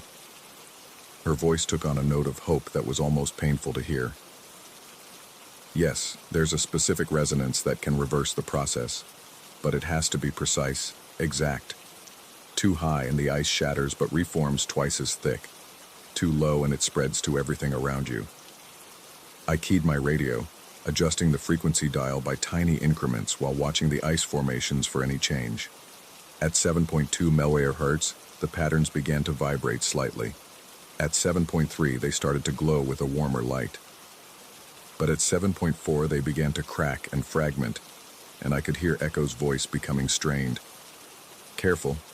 Too fast and the cold fights back. It doesn't want to let go of what it's captured. I backed the frequency down to 7.3 and held it steady. The ice around me began to emit a soft humming sound, like crystal glasses ringing in harmony. The temperature started to rise, slowly but perceptibly, and I could see the elaborate formations beginning to soften at their edges. "That's it," Echo whispered, her voice clearer now than it had ever been. "I can feel the warmth returning. I can remember what it was like to be real." But as the ice continued to melt, I began to hear something else in the background of her transmission. Other voices, dozens of them, all speaking at once in overlapping whispers. They were saying the same things over and over. They promised we could leave. They promised someone would listen. They promised the cold was temporary. The realization hit me like a physical blow. Echo wasn't alone in the deep place. She was one of many, and they had all been waiting for someone to find the right frequency, to convert their frozen words back into warmth and breath and life. "How many of you are there?" I asked, though part of me didn't want to know the answer. "All of us who were here during the trouble. All of us who got caught when the cold came down. We've been holding on to each other in the ice, keeping the echo alive, waiting for someone who could hear us clearly enough to understand." The ice formations around me were nearly gone now, leaving only small patches of frost that continued to glow with that strange inner light. But the temperature was still rising, and I could feel sweat beginning to form on my forehead despite the earlier chill. Something was wrong with the balance I'd achieved. "Echo, the frequency isn't stable. The warmth is increasing too fast." "I know," she said, and for the first time, there was sadness in her voice instead of hope. "The process can't be controlled once it starts. The cold wants to preserve us, but the warmth wants to set us free. There's no middle ground, no way to exist between the two states." I watched in growing alarm as the last of the ice vanished and the temperature continued to climb. The air around me began to shimmer with heat, and I could smell something burning in the walls themselves. The frequency on my radio started to drift upward on its own, as if the equipment was responding to forces beyond my control. "What happens if I can't stabilize it?" "Then we finally get to leave the deep place," Echo said simply. "But leaving means letting go of everything that kept us connected to this frequency, this moment, this conversation. We'll be free, but we'll also be gone." I frantically adjusted the radio controls, trying to find a stable setting that would maintain the connection without allowing the heat to build beyond containment. But the frequency kept drifting, and I could hear the other voices becoming clearer and more distinct in the background. They were saying goodbye. "Wait," I said desperately. "There has to be another way. You said someone promised you could leave when someone listened. Maybe listening is enough. Maybe you don't have to disappear." "Oh, sweetheart," Echo replied, and I could hear her smiling through the static. "You really have been listening, haven't you? You understood the frequency, helped us remember what warmth felt like. That's more than anyone's done for us in such a long time." The heat was becoming unbearable now, and I could see scorch marks beginning to appear on the walls around me. My radio crackled and popped as the circuits overloaded, but Echo's voice remained clear and steady. But listening was never about keeping us here. It was about acknowledging that we existed, that we mattered enough for someone to search for the right frequency and pay attention to what we were trying to say. You've given us that gift. The radio finally gave up with a shower of sparks, and the sudden silence was deafening. The temperature began to drop back toward normal, leaving me standing in a corridor that showed no signs of the ice formations or scorch marks I'd just witnessed. The air smelled faintly of ozone and something else, something like flowers blooming after a long winter. I stood there for several minutes, trying to process what had just happened. Then I remembered the archives. The records room in the basement took me 20 minutes to locate, and another 30 to find the files from 1974. When I finally pulled the incident reports from that year, my hands were shaking enough that I had to read each page twice to make sure I was understanding correctly. July 15, 1974. Multiple complaints from female inmates regarding sudden temperature drops in D Block. Maintenance found no explanation for the phenomenon. July 18, 1974. Planned protest by female inmates regarding living conditions postponed due to weather-related complications in housing unit. July 23, 1974. Female inmates in D Block reported missing after apparent containment system malfunction. Search efforts suspended due to dangerous atmospheric conditions in affected areas. July 30, 1974. D Block sealed pending investigation into environmental hazards. Female housing transferred to temporary facilities off-site. I closed the file and sat back in the metal chair, trying to make sense of what I'd read. There was no mention of deaths, no record of what had happened to the women who'd been reported missing. Just a clinical description of a containment system malfunction and environmental hazards. But there was one more document, filed separately and marked with a classification I didn't recognize. A single page of handwritten notes, apparently from someone in the facility's research division. Subjects successfully transitioned to quantum echo state during temperature suppression event. Consciousness patterns preserved in crystalline matrix pending development of resonance extraction protocols. Recommend maintaining containment frequency at 7.3 MHz until retrieval methodology can be perfected. Below that, in different handwriting, retrieval methodology abandoned. Recommend permanent storage. And below that, in a third hand, someone will listen eventually. Someone will find the right frequency. I stared at the page for a long time, reading those final words over and over. They weren't part of the official report. They looked like something that had been added years later, in secret, by someone who knew what had really happened in D Block. When I finally made it back to my post, everything was normal. The radio worked perfectly, picking up dispatch transmissions and routine communications from other guards. The temperature was a steady 78 degrees, and there was no sign that anything unusual had ever occurred in the corridor. But sometimes, late at night when the facility is quiet and the radio static is just right, I think I can hear something on frequency 7.3. Not words exactly, but something like music, warm and distant and free. And when I listen carefully, really carefully, I swear I can hear them saying thank you. The question that keeps me awake isn't whether what I experienced was real or just a manifestation of stress and sleep deprivation. The question is whether it matters. Because either way, someone was listening. And sometimes, that's the most important frequency of all.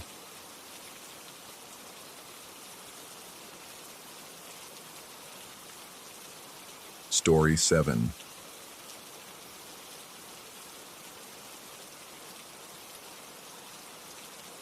The first thing you notice about the Sunset Palms Motel isn't the peeling paint or the broken neon sign hanging at a dejected angle.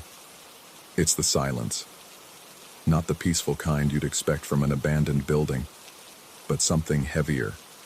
A silence that seems to press against your eardrums like water at depth. I'd been here 3 days now, supposedly keeping watch while the renovation crew took their extended weekend.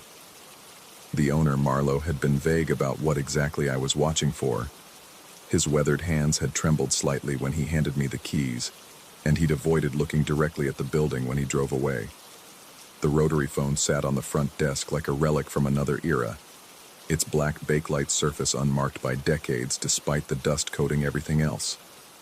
Marlowe had mentioned it was connected only to the internal system, room-to-room calls, nothing more. A leftover from when guests actually stayed here, before whatever had happened. I was sorting through renovation reports when it started. The dial tone pierced the silence without warning. I looked up from the paperwork, certain I hadn't touched the phone. The rotary dial was moving on its own, clicking with deliberate precision. One number, then another. The mechanical sounds echoed through the empty lobby like gunshots. The sequence always ended the same way. 2 sixes. Click, click, click, click, click, click, click, click, click, click, click, click. Room 66. When the dialing stopped, I found myself reaching for the handset before conscious thought could intervene. The receiver felt unnaturally warm against my ear. Hello? My voice sounded foreign in the vast emptiness. There was a pause. Not silence, but something alive and listening. Then I heard it.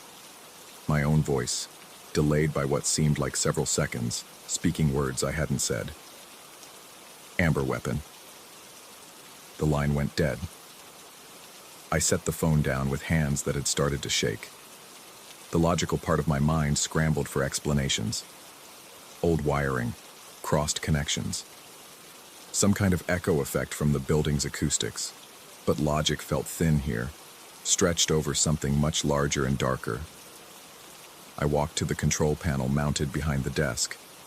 The maze of colored wires looked like the nervous system of some electronic creature, pulsing faintly with residual current. Everything appeared normal until I noticed the temperature. The area around the panel radiated heat like a furnace, though the rest of the lobby remained cold enough to see my breath. The phone rang again 20 minutes later.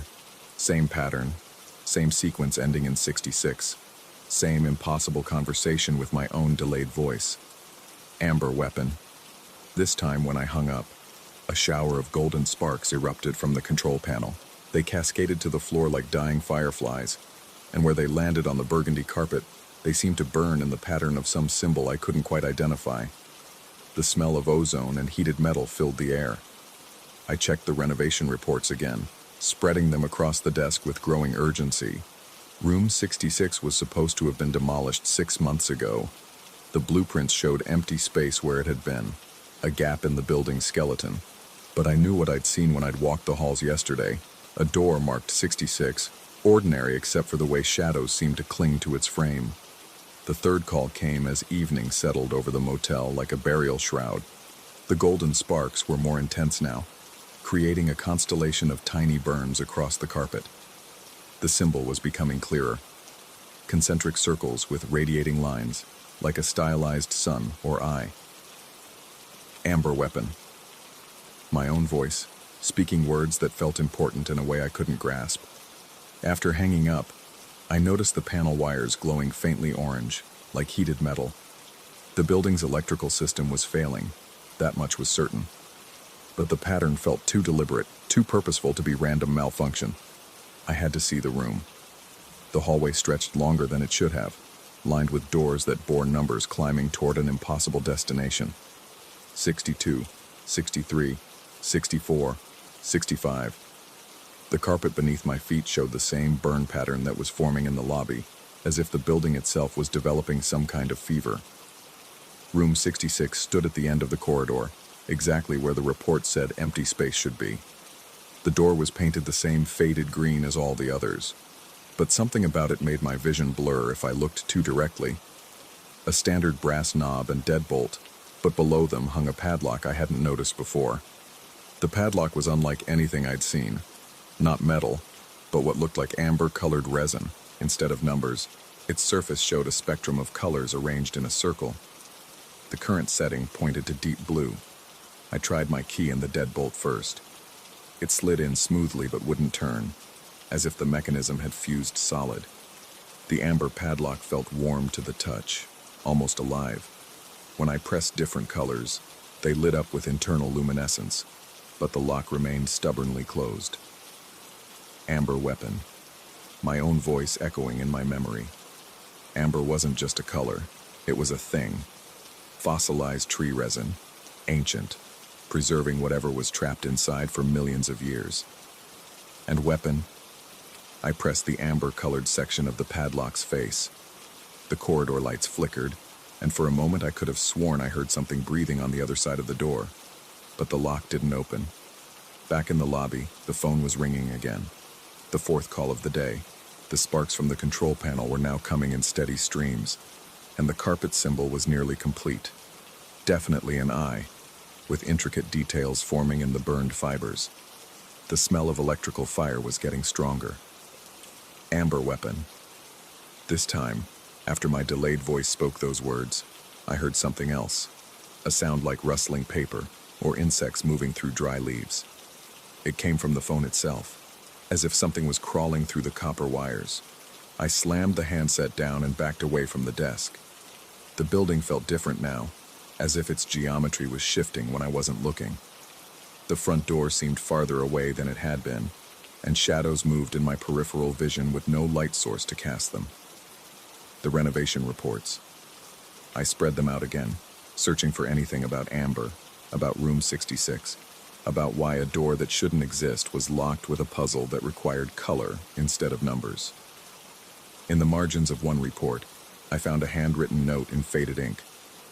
Project discontinued after discovery in room 66. Recommend immediate demolition and burial of artifacts. See attached inventory. There was no attached inventory, but another note, in different handwriting. Amber samples refuse to break. Attempts at dating inconclusive. Reading suggests specimens are older than should be possible. Interior objects remain perfectly preserved, despite obvious age of surrounding material. The phone rang again. I let it ring. The dial tone continued for nearly a minute before the automatic dialing began. Click, click, click, click, click, click. Click, click, click, click, click, click. Room 66. This time I didn't answer, but I heard my voice anyway, coming from the handset even though it remained in its cradle. Amber weapon. The sparks from the control panel formed a fountain of golden light that reached nearly to the ceiling. The eye symbol on the carpet was now complete and seemed to pulse with its own inner fire. And I realized with a sick certainty that made my stomach clench that the eye was looking at me. I ran to room 66.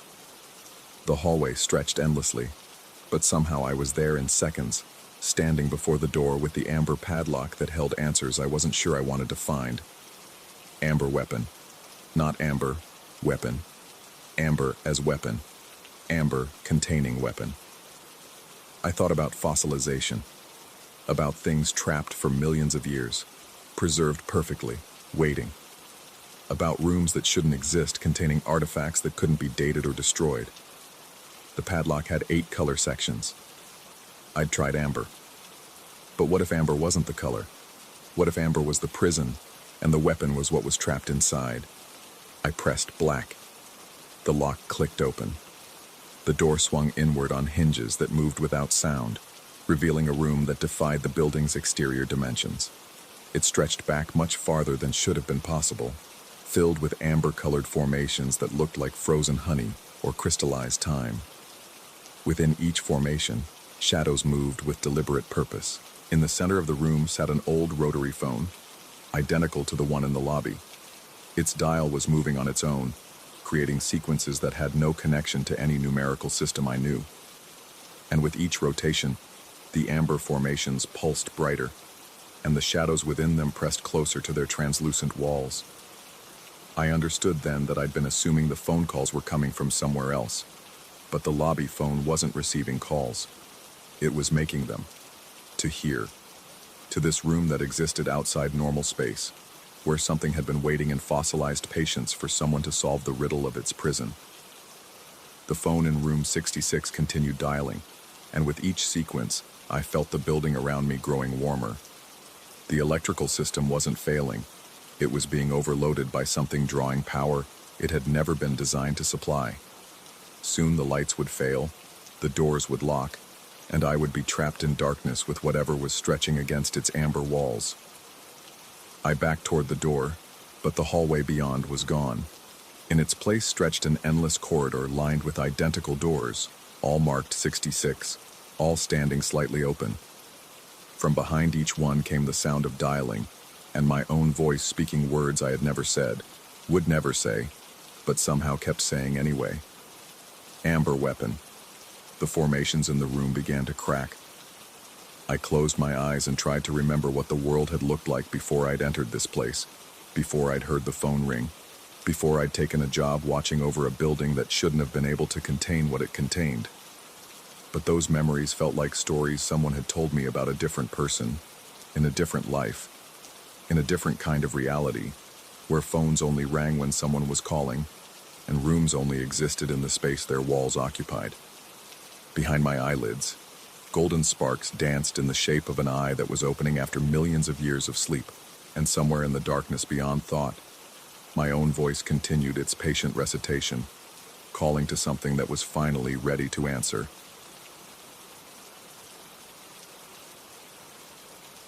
Story 8.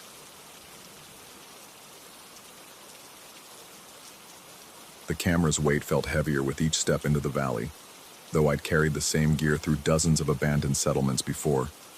Something about this place made my shoulders ache, maybe the way the morning fog clung to the skeletal remains of fences, or how the silence seemed too complete, as if the very air held its breath. I'd driven 3 hours from the city to reach this forgotten pocket of Colorado, following rumors of a colonial settlement that had been swallowed by the wilderness decades ago.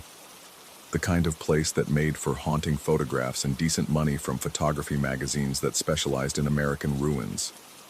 My portfolio needed something with more edge, something that would set me apart from the weekend warriors with their digital cameras and Instagram filters. The GPS had given up on me 20 minutes ago, leaving only a dirt road that looked more like a suggestion than an actual path. But the valley spread before me now, dotted with the remains of perhaps a dozen structures in various states of decay.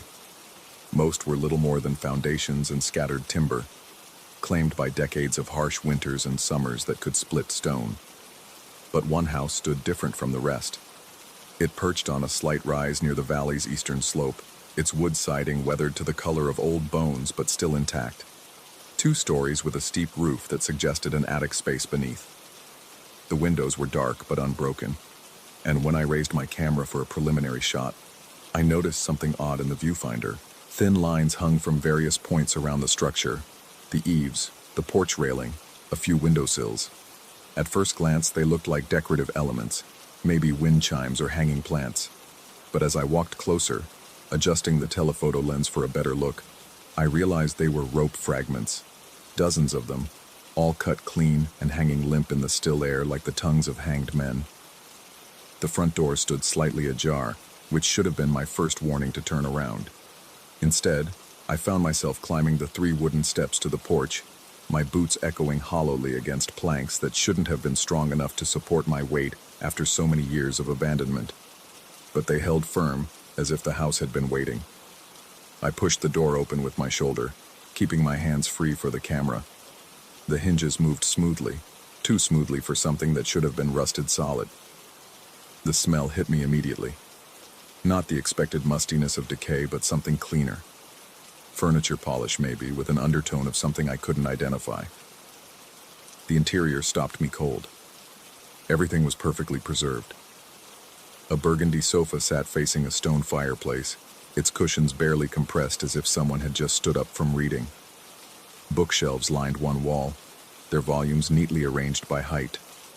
A grandfather clock stood silent in the corner, its pendulum motionless, but its brass fittings polished to a warm gleam. But every rope in the house had been cut. The curtains hung in awkward folds where their pull cords had been severed.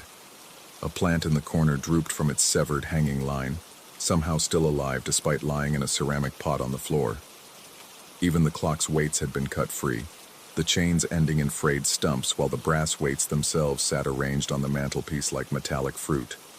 I raised the camera and began shooting, the familiar ritual helping to calm the unease that was building in my chest. The light coming through the windows was perfect, soft and golden, casting long shadows that gave depth to every frame. This was exactly what I'd been looking for, the kind of inexplicable preservation that would make editors take notice. As I moved through the first floor, I found more evidence of the rope cutting. Kitchen twine had been sliced away from a herb drying rack, leaving only short stubble where longer lengths should have hung.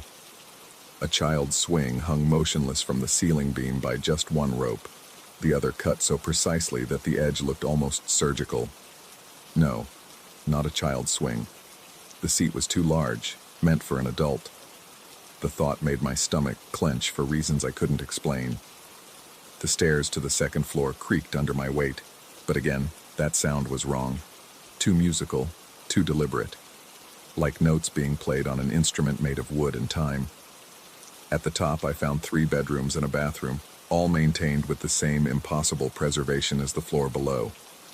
But it was the pull-down ladder to the attic that made me stop breathing.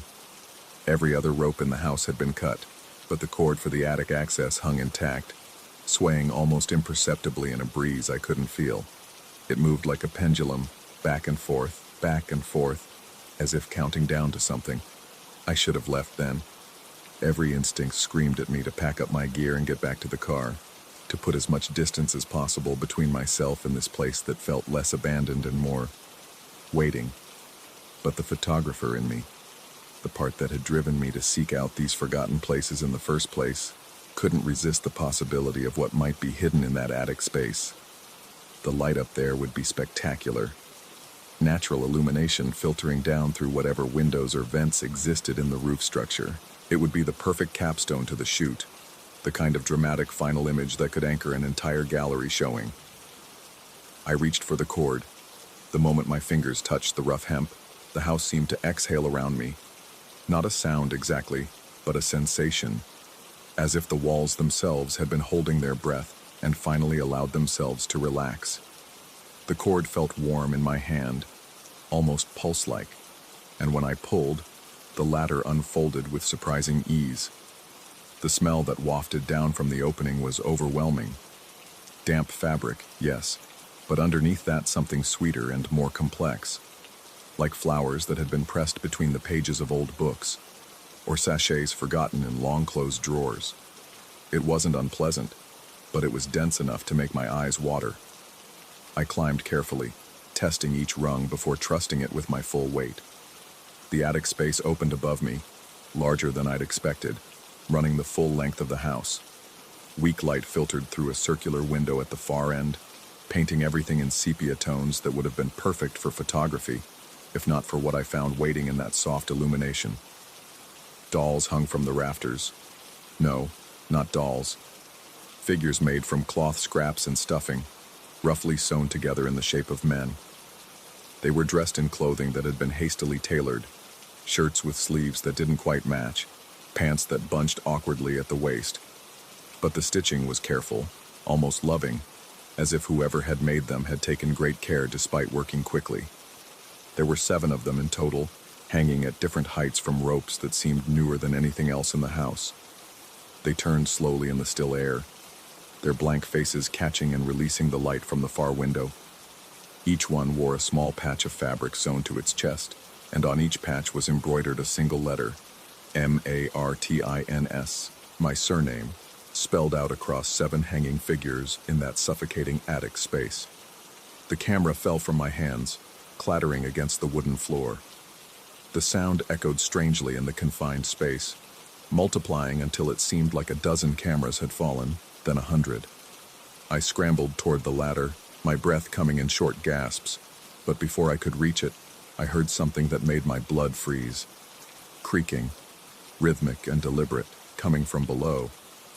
Not the random settling of old wood, but the specific sound of ropes under tension, as if every severed line in the house was slowly, deliberately being pulled taut again.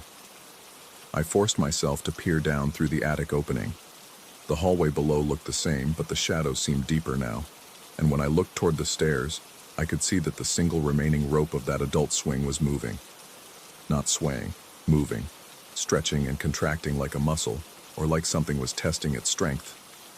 More sounds joined the first, the grinding of pulleys that shouldn't exist, the whisper of rope sliding through metal guides.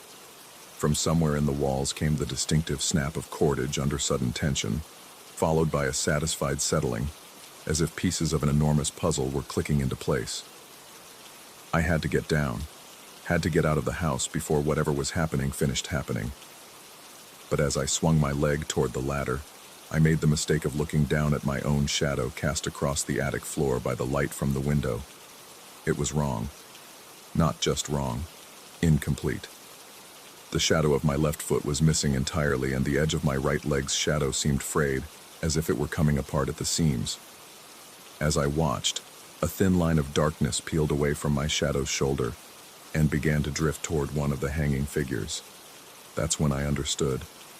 The ropes weren't just being retied, they were being woven into something larger, something that included me.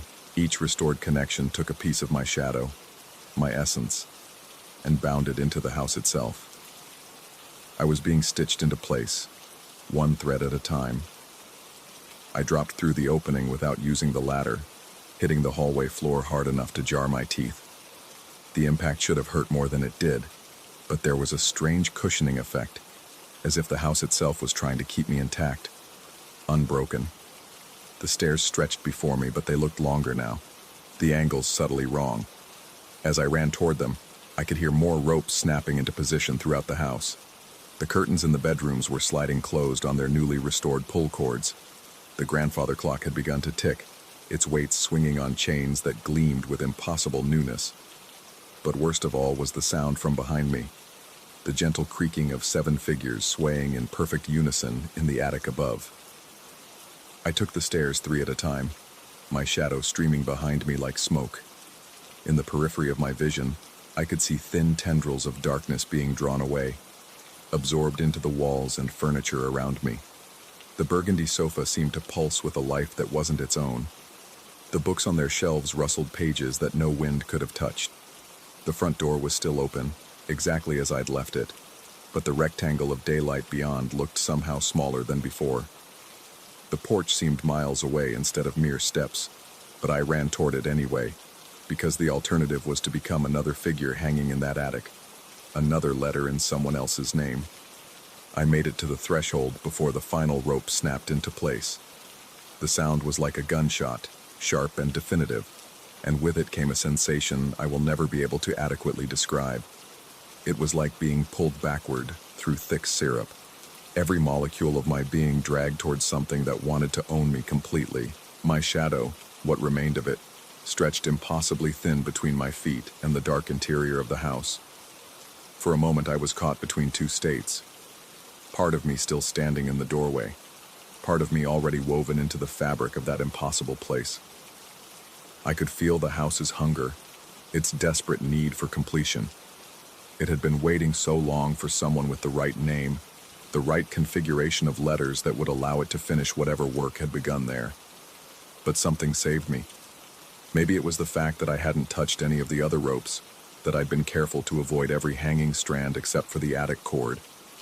Maybe it was simple luck, or maybe the house wasn't quite ready, hadn't accumulated enough power to hold someone as strongly anchored to the outside world as I was.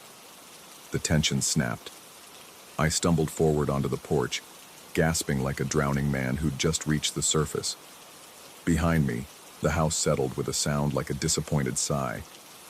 When I turned to look back, the front door was closed, though I hadn't heard it swing shut. But my shadow was wrong.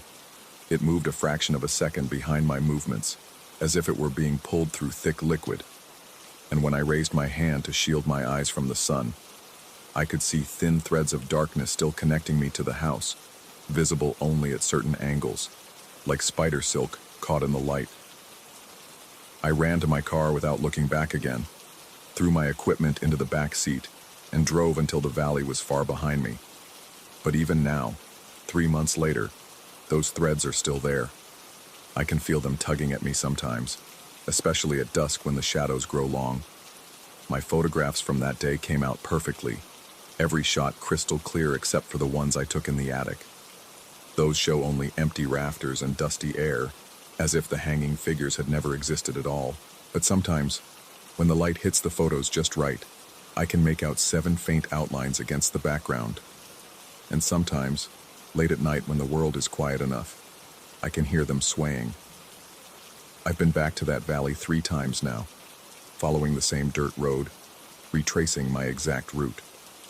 but I can never find the house again. The GPS still gives up at the same spot, and the valley still spreads before me dotted with ruins. But that particular structure, the one with its impossible preservation and its hunger for completion, remains hidden. Maybe it's waiting for me to bring the right equipment, the right mindset.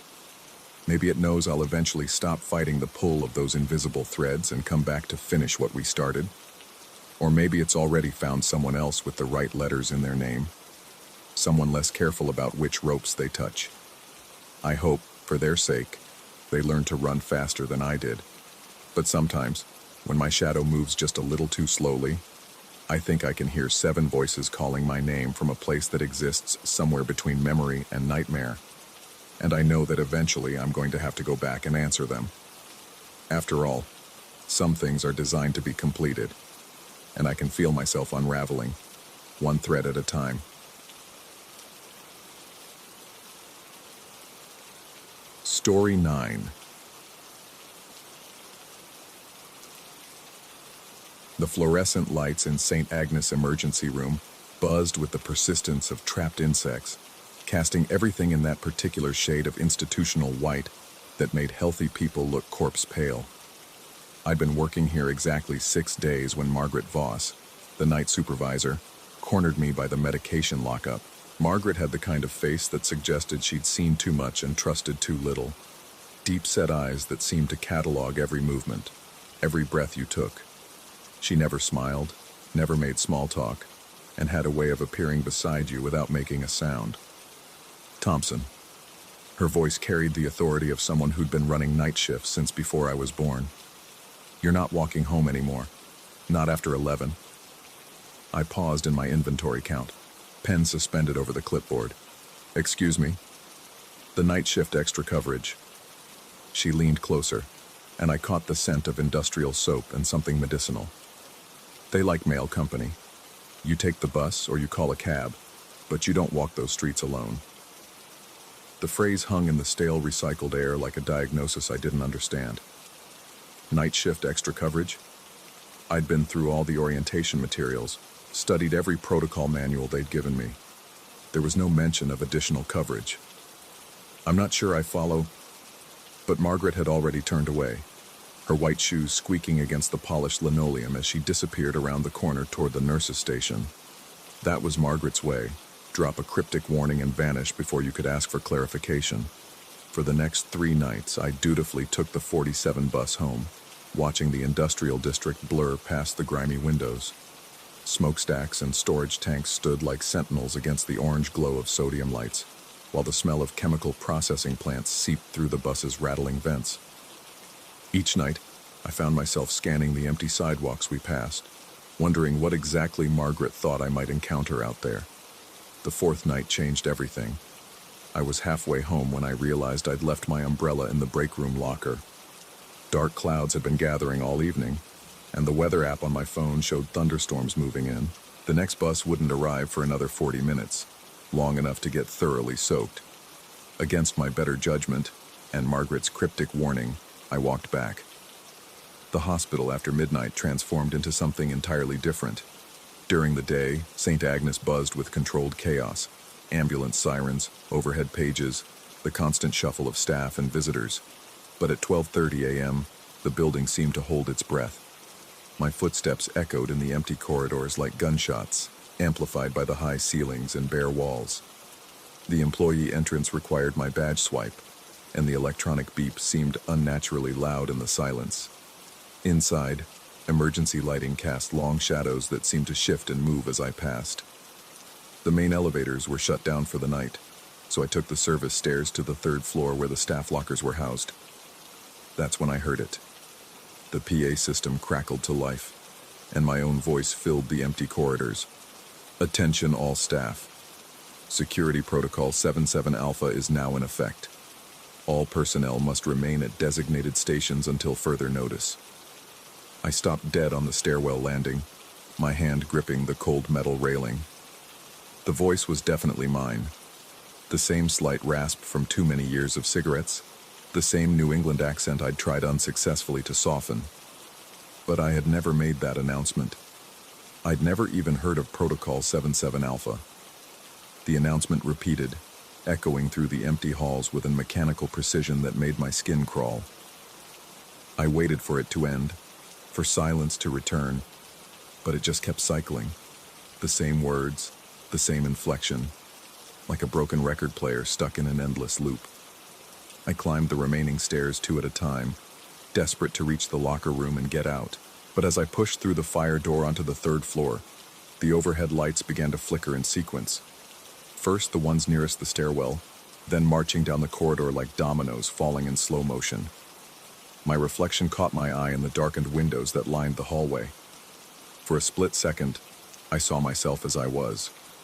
Tired, slightly disheveled, wearing the navy blue scrubs that marked me as ER staff.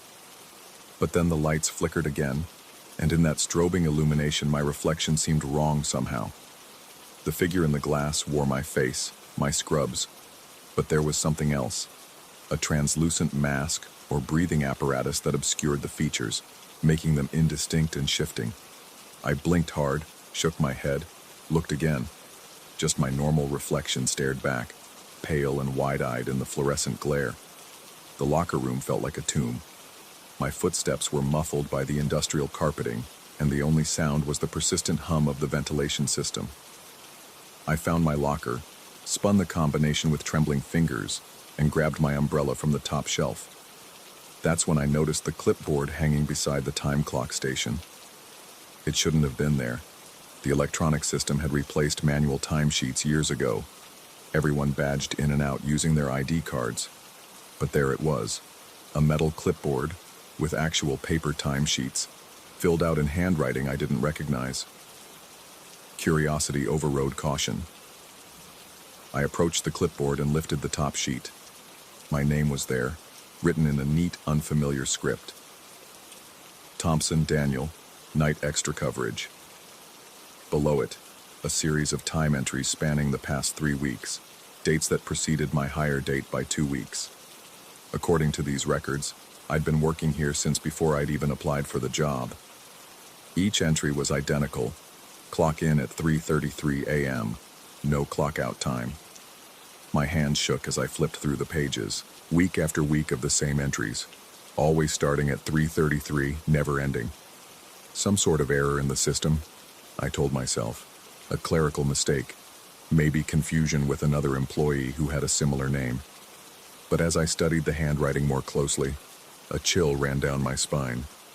The script was mine, the same way I dotted my I's and crossed my T's, the same slight leftward slant I'd had since childhood. Someone had been forging my signature, or... The PA system crackled again, and once more my voice filled the empty corridors. Attention all staff. Security Protocol 77 Alpha is now in effect. All personnel must remain at designated stations until further notice. This time, I paid closer attention to the words.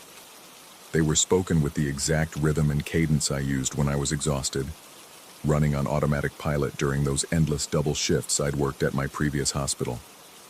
It wasn't just my voice, it was me, speaking with the weary authority of someone who'd been doing this job far longer than 4 days. I had to get out. I clutched the umbrella and headed for the stairwell, but the elevator chimed behind me. Impossible. The elevators were shut down for the night. I turned to see the doors sliding open, revealing an empty car with harsh fluorescent lighting that seemed somehow different from the rest of the building's illumination. Inside the elevator, mounted beside the button panel, was another time clock. This one was older, mechanical rather than electronic, with a large lever arm and a slot for time cards. A stack of cards sat in the holder beside it, and the top one bore my name in that same, familiar yet strange handwriting. I approached slowly, as if the elevator might suddenly close and trap me inside. The time card was thick, yellowed with age, and completely filled out.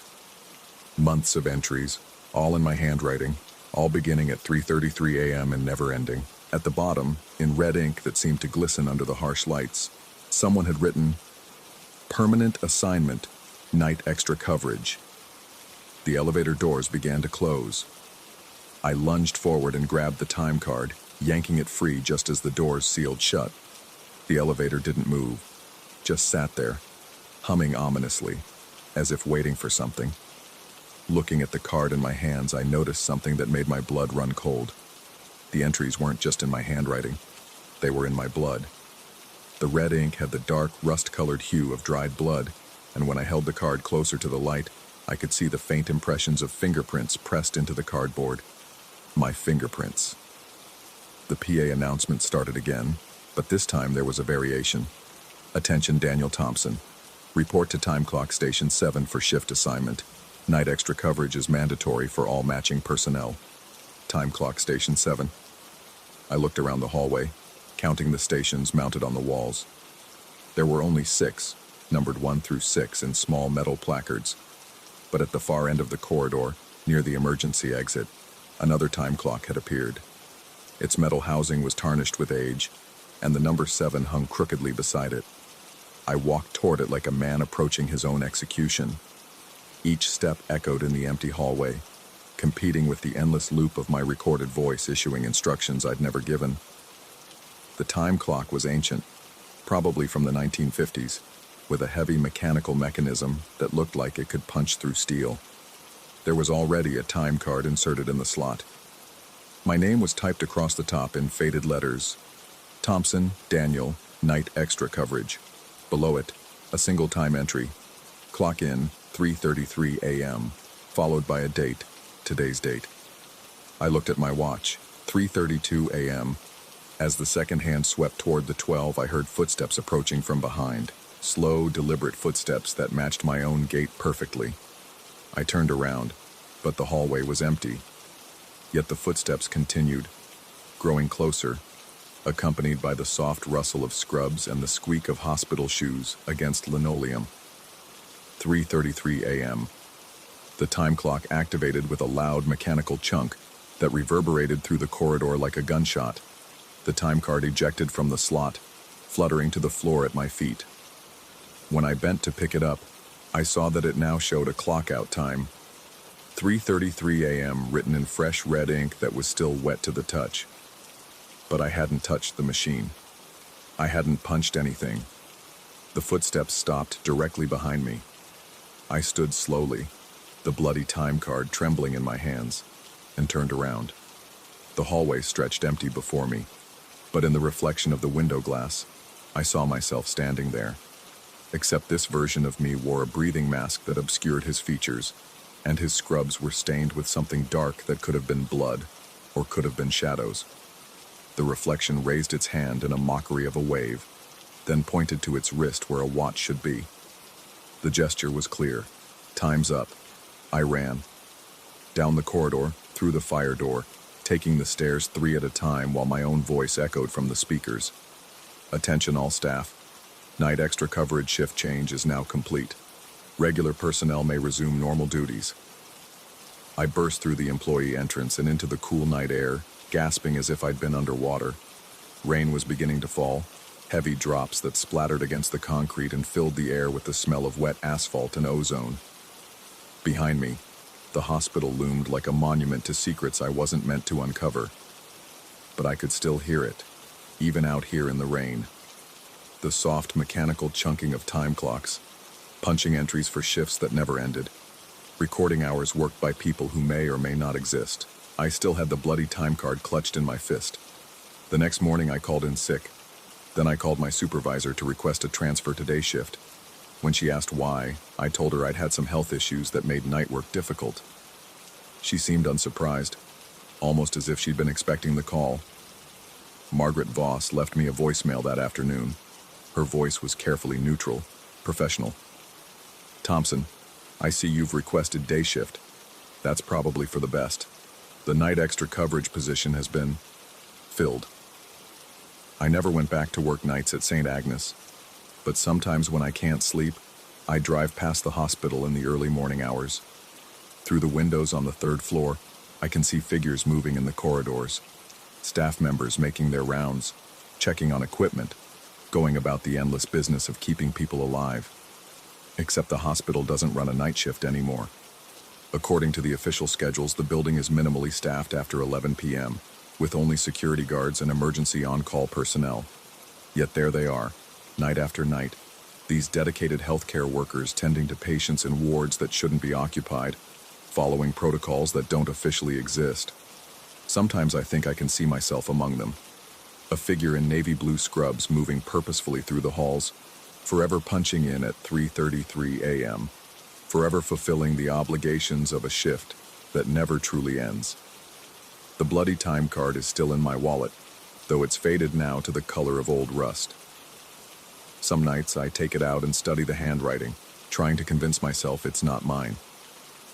But I know better. Deep down, in the part of my mind that refuses to accept rational explanations, I understand that some part of me is still there, still working, still trapped in that endless loop of night extra coverage. Margaret Voss was right about one thing. The night shift does like mail company. They like it so much they never let you leave.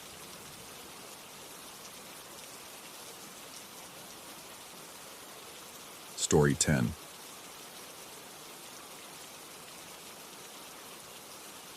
The night shift at Greyhound Terminal 47 had always been a sanctuary of predictable solitude.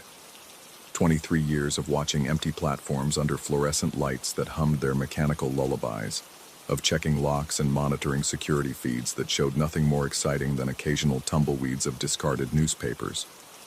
The terminal's heartbeat was steady. The distant rumble of interstate traffic, the periodic hiss of air brakes from late arrivals, the soft whisper of automatic doors opening and closing in their endless, purposeless dance. But at 3:17 a.m. on October 15th, something changed. The sound came first. Not the familiar diesel rumble of approaching buses, but a crystalline whisper, like wind chimes made of broken glass. I looked up from my crossword puzzle, pen frozen mid-word, as the sound grew closer. Through the terminal's tall windows, I watched a coach glide into Bay 7 with supernatural silence, its movement so smooth it seemed to float rather than roll. Every surface of the vehicle gleamed with mirrors. Not the cheap decorative kind you'd see on carnival rides, but perfect, seamless glass that caught and multiplied the terminal's harsh lighting into 1,000 fractured stars. The bus appeared to be constructed entirely of reflective surfaces. Windows, doors, even the wheels seemed to shimmer with that same mirror-bright finish. I set down my coffee cup, the ceramic clicking against the security desk's metal surface like a gunshot in the sudden quiet. The interstate had gone silent. Even the fluorescent lights had stopped their eternal humming. The only sound was my own breathing, which seemed unnaturally loud in the vacuum of silence that had descended over the terminal. The coach's doors opened with a pneumatic sigh that echoed off the empty walls like a dying breath. No passengers emerged. No driver appeared. The interior should have been visible. Rows of seats, overhead compartments, the usual bus amenities. But instead, the doorway revealed an impossible corridor of reflections. The bus's mirrored interior captured the empty terminal platforms and multiplied them into infinity, creating a dizzying tunnel of fluorescent-lit emptiness that seemed to stretch beyond the physical dimensions of the vehicle itself.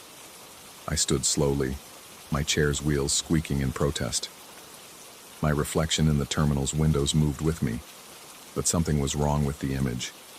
The man in the glass appeared to be moving a fraction of a second before I did, as if my reflection was leading and I was following. I blinked hard, rubbing my eyes with the heels of my palms. Too much caffeine. Too many nights alone with nothing but my own thoughts for company. The destination display above the bus's windshield should have shown a city name, a route number, some indication of purpose. Instead, green LED digits flickered and reformed. 03/15/1967, my birth date. The numbers pulsed like a heartbeat, growing brighter and dimmer in a rhythm that matched my own pulse. My mouth went dry. The rational part of my mind, the part that had kept me grounded through decades of night shifts and small-town monotony, scrambled for explanations. Coincidence? Equipment malfunction? Some elaborate prank by the day shift guys who thought the old security guard needed excitement in his life? But my hands were trembling as I reached for my phone, and the tremor had nothing to do with caffeine. I raised the device to photograph the impossible sight, but the screen showed something that made my stomach lurch. In the camera's display, my own face stared back at me, but it was wrong. My head appeared to be turned completely around, neck twisted at an angle that should have been fatal, my face looking backward over my shoulder while my body faced forward. I lowered the phone quickly, checking my reflection in the terminal windows. Normal. I raised the phone again. The backward-facing head reappeared in the camera's view. I dropped the device. It clattered across the floor, coming to rest near the vending machines, its screen now displaying nothing but static. 23 years of security work had taught me to document everything, to follow protocol, to maintain detailed logs of all unusual occurrences. I stumbled to my desk and pulled out the thick binder that contained decades of incident reports, my fingers fumbling through pages of minor vandalism, medical emergencies, and lost luggage claims. But as I flipped deeper into the archive, patterns began to emerge that made my skin crawl. October 15th, 1983. Incident report, 8:47. Unscheduled bus arrival at 0317 hours. Vehicle of unusual design, heavily mirrored exterior. No passengers or driver observed. Departed at 0343 hours without explanation. The report was signed by Marcus Webb, the security guard who had worked the night shift before me. October 15th, 1959. Handwritten log entry. Strange coach appeared tonight, covered in mirrors. Couldn't see inside proper, just reflections going on forever. Showed up at 17 past 3, left at 43 past. Destination sign showed my birthday. How is that possible? The shaky handwriting belonged to someone named Robert Hutchins. October 15th, 1927. A yellowed newspaper clipping tucked between pages. Mystery motor coach baffles terminal staff. The brief article described a mirror-clad omnibus that had appeared at the newly constructed bus depot, displaying personal information of night watchman Edmund Carey on its destination board. The mathematical progression was undeniable: 1927, 1959, 1983, 32-year intervals, then 24 years. If the pattern continued, the next gap should be 16 years. 1983 plus 16 equaled 1999. But it was 2015 now. The bus was 16 years late. Unless time moved differently for the mirror coach. Unless it existed in its own temporal framework, where mathematical progressions followed rules that human minds weren't meant to comprehend. I checked my watch. 3:31 a.m. 12 minutes until 3:43, when according to historical record, the bus would depart. Every fiber of my rational mind screamed that I should stay behind my desk, file another incident report, and let this supernatural impossibility pass into history like it had before. But something deeper, some primitive part of my consciousness that existed beyond logic and reason, whispered that this time was different. The mirror coach wasn't just visiting, it was waiting. I approached the vehicle slowly, my footsteps echoing in the unnatural silence. The mirrors reflected my image from 1,000 angles, but each reflection was subtly wrong. In one, my hair was completely gray instead of salt and pepper. In another, deep lines creased my face, as if decades had passed in seconds. A third showed me younger, the eager rookie guard I'd been when I first started this job. The destination display continued its hypnotic pulse. 03:15, 1967, 03:15, 1967, 03:15, 1967. As I drew closer, additional text began scrolling beneath the date. Jacob Winters, Platform 7, choice required. That was my name. My real name, not the Jake that everyone called me. Jacob Winters, 48 years old, bachelor, career night security guard with no family and few friends. A man whose disappearance would barely register in the world's vast indifference. I reached the open doorway and peered into the infinite corridor of reflections. The mirrored interior created a tunnel effect that seemed to extend far beyond the physical constraints of the bus. Platform 7 repeated endlessly in the glass, empty benches and fluorescent lights, stretching toward a vanishing point that existed somewhere beyond comprehension. But as I stared deeper into the reflective maze, I began to notice figures in the distant reflections, shadowy forms that moved independently of my own image. 3:38 a.m. 5 minutes remained. I could feel the weight of decision pressing down on me like a physical force. The newspaper clipping had mentioned Edmund Carey, the night watchman from 1927. What had happened to him? The historical records contained no further mention of his name. No obituary, no forwarding address, no trace of his existence beyond that single night. The same gap existed for Robert Hutchins in 1959 and Marcus Webb in 1983. Three men who had encountered the mirror coach and then vanished from all records, as if they had never existed. But what if they hadn't vanished? What if they had made the choice I was now facing? The mirrors surrounding the doorway began to reflect movement that had nothing to do with my presence. In the glass surfaces, I could see myself boarding the bus, taking a seat in the infinite corridor, becoming part of the endless reflections. But I could also see myself backing away, reaching for something heavy, smashing the nearest mirror with desperate violence. Both futures existed simultaneously in the glass, playing out like alternative timelines waiting for me to choose which would become reality. 3:40 a.m. The bus's engine began to hum, though I had heard no driver board, seen no ignition. The mirrors started to vibrate slightly, creating a harmony of crystalline notes that seemed to resonate in my bones. The mathematical progression that had brought the coach to this moment demanded completion. If I boarded, would I break the cycle, become the guardian who ensured it never returned? Or would I simply become another missing night guard, another name erased from the historical record? If I broke the mirrors, would I trap myself in the coach forever, my consciousness scattered across 1,000 fragments of glass, paying the price for disrupting something that was never meant to be disrupted? 3:41 a.m. The infinite corridor of reflections began to shift. The distant figures in the glass grew closer, more distinct. I could make out their faces now. Edmund Carey, still wearing a 1920s watchman's uniform. Robert Hutchins in his 1950s security jacket. Marcus Webb with his 1980s mustache and thick-rimmed glasses. They weren't trapped or tortured. They looked peaceful, as if they had found something in the infinite reflections that the outside world could never offer. But their eyes held a warning, a message that transcended the barriers between decades and dimensions. They had chosen, and their choice had consequences that rippled through time itself. 3:42 a.m. The destination display changed one final time. Last call, Jacob Winters, choose. I stood at the threshold between the known and unknowable, between the safety of my mundane existence and the terrifying possibility of something beyond human comprehension. The mirrors reflected my indecision, showing me 1,000 different versions of myself, each making a different choice, each living with different consequences. The bus door began to close with agonizing slowness. 3:43 a.m. I moved. The next morning, the day shift supervisor found an empty security booth and a detailed incident report describing a mirror-covered bus that had appeared at Bay 7.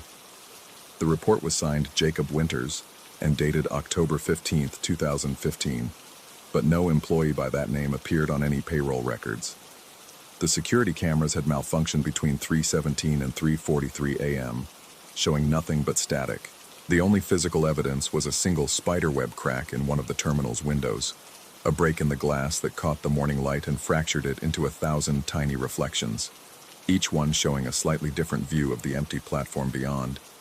And sometimes, late at night, when the terminal fell into its deepest silence, maintenance workers reported hearing the distant sound of breaking glass echoing from nowhere at all.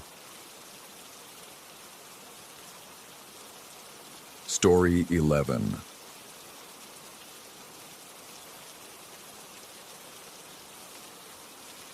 The keys to Meridian Metallurgy felt heavier each night, their brass teeth worn smooth by decades of opening the same locks.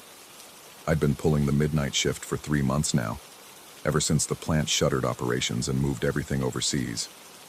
Corporate kept one man on payroll to walk the empty halls, check the sealed tanks, and ensure the ghosts of industrial progress didn't disturb the neighbors. Tonight felt different from my first step through the main entrance. The familiar smell of rust and old machine oil carried something else, a metallic sweetness that made my tongue feel thick. My footsteps echoed differently too, as if the cavernous space had grown larger in my absence. The safety lights cast their usual amber pools along the walkways, but the shadows between them seemed deeper, more patient. I began my rounds on the second level, where the control room overlooked the production floor. 23 tanks stretched below me like sleeping giants, their cylindrical forms connected by a network of pipes that resembled arteries in the dim light. Most were the standard 10,000-gallon models, but Tank 12 stood apart, a massive 25,000-gallon reactor that had been the pride of the facility before the environmental citations started piling up. The walkway creaked under my boots as I made my way toward the eastern wing. I'd learned to read the building's moods over these 3 months. Every settling beam, every expansion joint had its own voice. But as I approached Tank 12, a new sound emerged from beneath the familiar symphony of the old building. Singing. Male voices, maybe 6 or 8 of them, harmonizing in perfect unison. The melody was unfamiliar, almost liturgical, echoing from somewhere deep within the sealed tank. The acoustics made it impossible to pinpoint the source.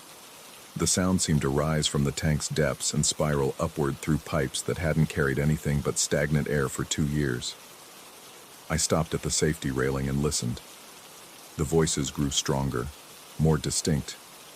They weren't singing words exactly, but long, sustained notes that formed an alien harmony. The sound had a quality that made my chest feel hollow, as if the vibrations were reaching inside me and rearranging something fundamental. My flashlight beam cut through the darkness as I aimed it at Tank 12's access hatch. The singing stopped instantly, cut off so abruptly that my ears rang in the sudden silence. Then came the smell. Sharp, chemical, antiseptic. The kind of industrial cleaner that burns your nostrils and makes your eyes water. But Tank 12 had been sealed for over 2 years, its contents removed, and the interior supposedly inert. I checked my watch. 12:47 a.m., 5 hours and 13 minutes until my shift ended. The antiseptic smell faded as quickly as it had appeared, leaving me wondering if I'd imagined the whole thing. Stress, probably. The job market was brutal, and this night watchman position was all that stood between me and unemployment. Maybe my mind was playing tricks on me, manufacturing mysteries to make the long hours more bearable. I continued my route, checking the sealed access points and noting the readings on the environmental monitors. Everything appeared normal, but the building felt different tonight. The shadows seemed to shift when I wasn't looking directly at them. The ambient sounds, the settling of old steel, the whisper of air through the ventilation system, formed patterns that almost resembled voices. By 2 a.m., I'd completed the perimeter check and returned to the control room to file my hourly report. The room still smelled faintly of cigarettes and coffee, ghost scents from the men who used to monitor the production cycles around the clock.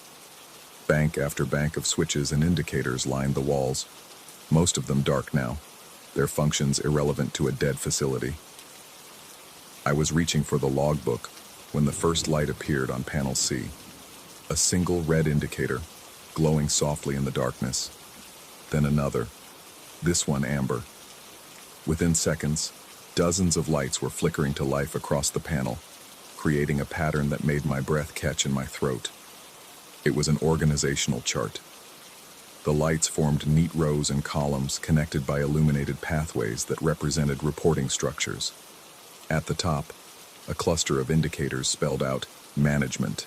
Below that, supervisors. Then technicians, operators, and at the bottom, in a box all by itself, material processing. And there, in the material processing box, my name glowed in amber letters. David Carter. I blinked hard, certain I was hallucinating, but the lights remained, steady and undeniable. My name, spelled out in the same utilitarian font the plant had used for all its signage. Below my name, in smaller letters, was a designation I'd never seen before. Raw material, grade A. The logical part of my mind searched for explanations. Some kind of automated system I didn't know about. A malfunction causing random patterns. But the lights formed too coherent a structure, too specific a message. Someone or something had programmed this display specifically for me. I fumbled for the manual controls, trying to shut down the panel, but nothing responded. The organizational chart remained bright and steady, my name pulsing gently at the bottom like a heartbeat. That's when I heard the singing again. This time it came from multiple directions. Not just Tank 12, but from tanks throughout the facility. The voices had multiplied, creating a complex harmony that seemed to emerge from the walls themselves. The sound was beautiful and terrible, like a choir of the damned performing for an audience of one. I left the control room and walked to the nearest tank, pressing my ear against the cool metal. The singing was definitely coming from inside, though the tank had been empty for years. The vibrations traveled through the steel and into my bones, making my teeth ache. The smell of antiseptic was stronger now, mixed with something else. Ozone, like the air after a lightning strike. The facility's lights began to flicker in rhythm with the singing, creating a strobing effect that made the shadows dance. I needed to find the original organizational chart. The thought hit me with sudden urgency, though I couldn't say why. The building's administrative offices were on the ground floor, in a section I rarely visited. If there were personnel files or organizational documents anywhere, they'd be there. The singing followed me as I descended the metal stairs, voices echoing from every tank I passed. The harmonies shifted and evolved, sometimes sounding human, sometimes resembling mechanical noises. The whistle of steam, the groan of stressed metal, the hiss of pressure release valves. The administrative wing smelled of dust and decay. Most of the offices had been stripped when the plant closed, but the main records room remained locked. I found the key on my ring, though I didn't remember receiving it or being told what it opened. Inside, filing cabinets lined the walls like gray tombstones. I pulled open drawers at random, searching for anything that might resemble an organizational chart. Most contained procurement records, safety reports, and production logs. But in the bottom drawer of the last cabinet, I found a manila folder marked Personnel Structure, Confidential. My hands shook as I opened it. The chart inside was identical to the one displayed on the control panel, but with one crucial difference. In the original, the material processing box contained a different name, Marcus Webb. Below his name was the same designation, Raw Material, Grade A. A post-it note was attached to the chart in faded blue ink. M. Webb, Night Shift Supervisor. Recommended for processing after completion of familiarization period. Tank 12 prepared for integration. I flipped through the rest of the folder and found similar charts for other employees, each with their own processing recommendations. The dates were scattered across the plant's 40-year operational history. Dozens of names, all designated as raw material, all assigned to night shifts before their integration. The singing stopped abruptly, leaving a silence so complete it felt oppressive. In that silence I heard something else. Footsteps on the metal walkways above me. Slow, deliberate steps moving toward Tank 12. I climbed the stairs two at a time, clutching the folder against my chest. The control room was exactly as I'd left it, the organizational chart still glowing on panel C. But now additional text was scrolling across a display I'd never seen activate before. Integration schedule, D. Carter, Aero 6 Tower hours. 6 o'clock, the end of my shift. I looked at my watch, 5:23 a.m. The footsteps were closer now, accompanied by a sound I couldn't identify. Something like machinery warming up, gears engaging, systems coming online. Tank 12 was visible from the control room window, and as I watched, a faint light began to glow from within its sealed interior. The antiseptic smell was overwhelming now, mixed with ozone and something else, something organic and sweet, like flowers at a funeral. The lights on the control panel began to pulse faster, the organizational chart flickering between my name and Marcus Webb's, as if the system couldn't decide which reality to display. I thought about Marcus Webb, the night supervisor whose name had been on the original chart. Had he stood in this same room, watching the same display, feeling the same creeping certainty that something was terribly wrong? Had he heard the singing, smelled the antiseptic, felt the building's attention focusing on him like a predator sizing up prey? The display changed again. Preparation complete. Await further instructions. 5:45 a.m. I could leave. Walk out right now, never come back, find another job, pretend this never happened. But something kept me rooted in place. Not curiosity, but a growing certainty that leaving wasn't an option, that I'd been selected for something I didn't understand, recruited through a process that had been in motion long before I'd ever heard of meridian metallurgy. The singing resumed, softer now, almost gentle. It seemed to be calling me, guiding me towards something inevitable. The voices had faces now, or at least that's how it felt. Marcus Webb's voice, and the voices of all the others whose names had appeared on those charts over the years. They weren't warning me away, they were welcoming me home. 5:58 a.m. The control panel displayed a new message. Report to Tank 12 for integration. I walked toward the door, then stopped.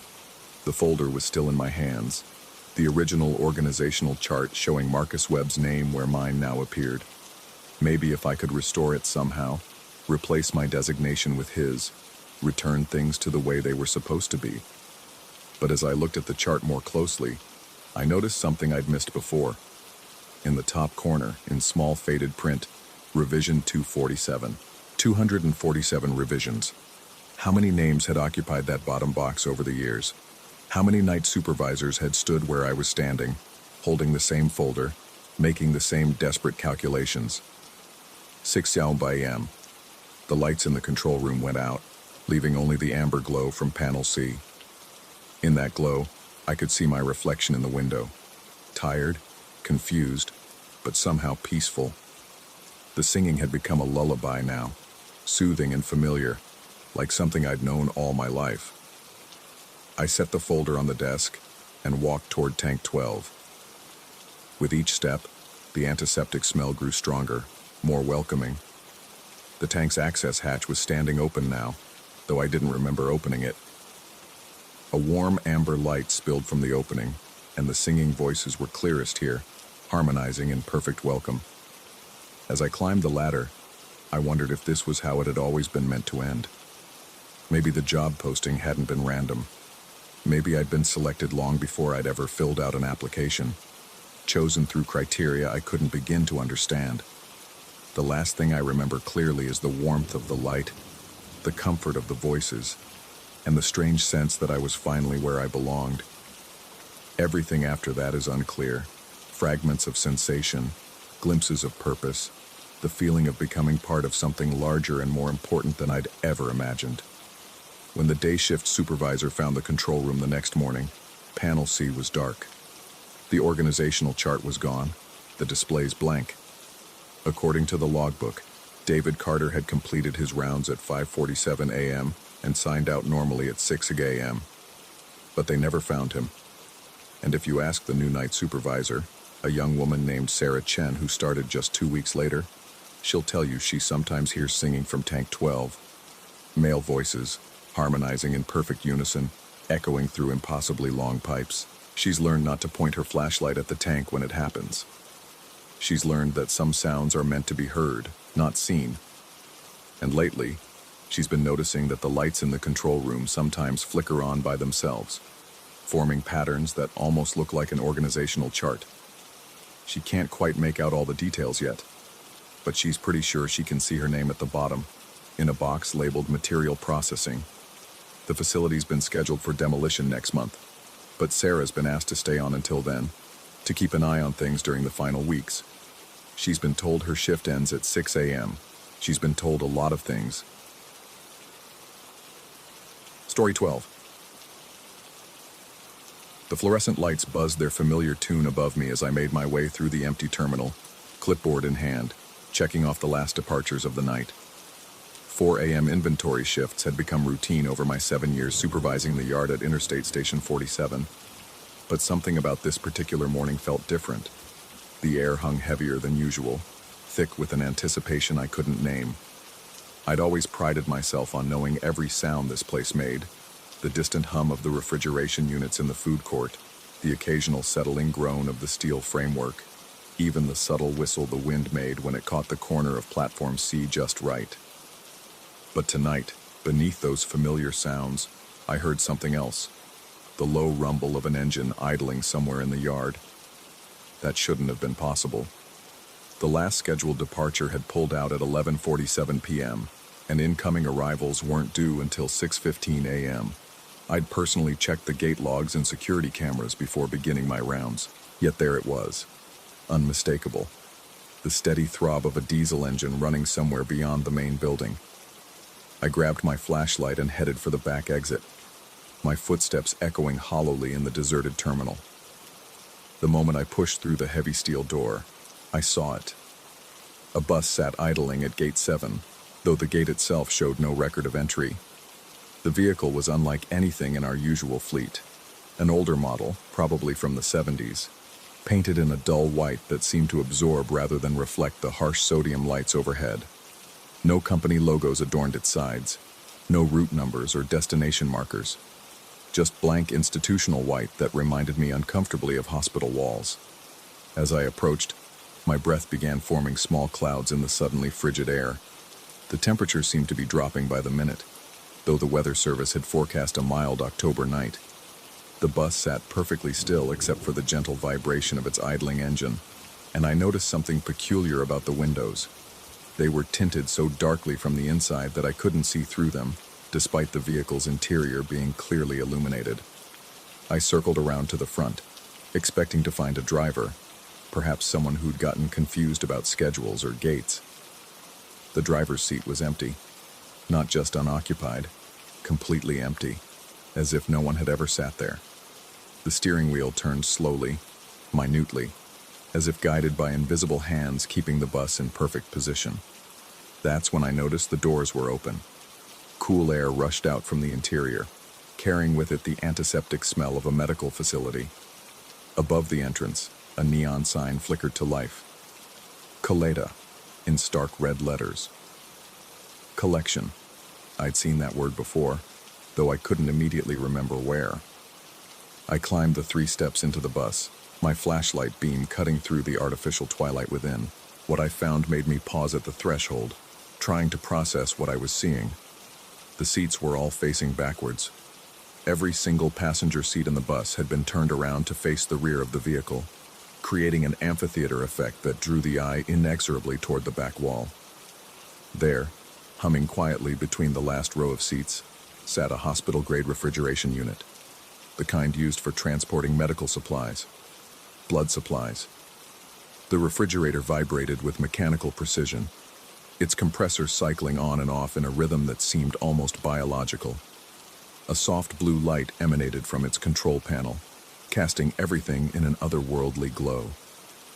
I found myself walking down the aisle toward it, my footsteps muffled by industrial carpeting that had seen decades of use. As I moved deeper into the bus, I became aware of something else, the sensation of being watched.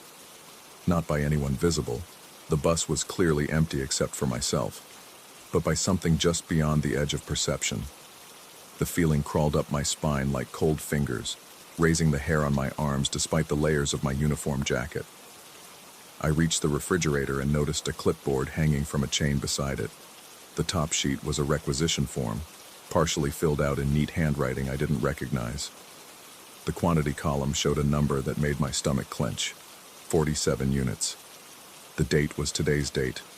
The time listed was 4:44 a.m., 44 minutes from now. I backed away from the refrigerator, suddenly desperate to get off the bus. But as I turned toward the exit, I heard something that made me freeze. The distinct sound of electronic systems powering down, coming from the direction of the main terminal. Through the bus windows, I watched as the lights in the building flickered and went out, section by section, like dominoes falling in reverse.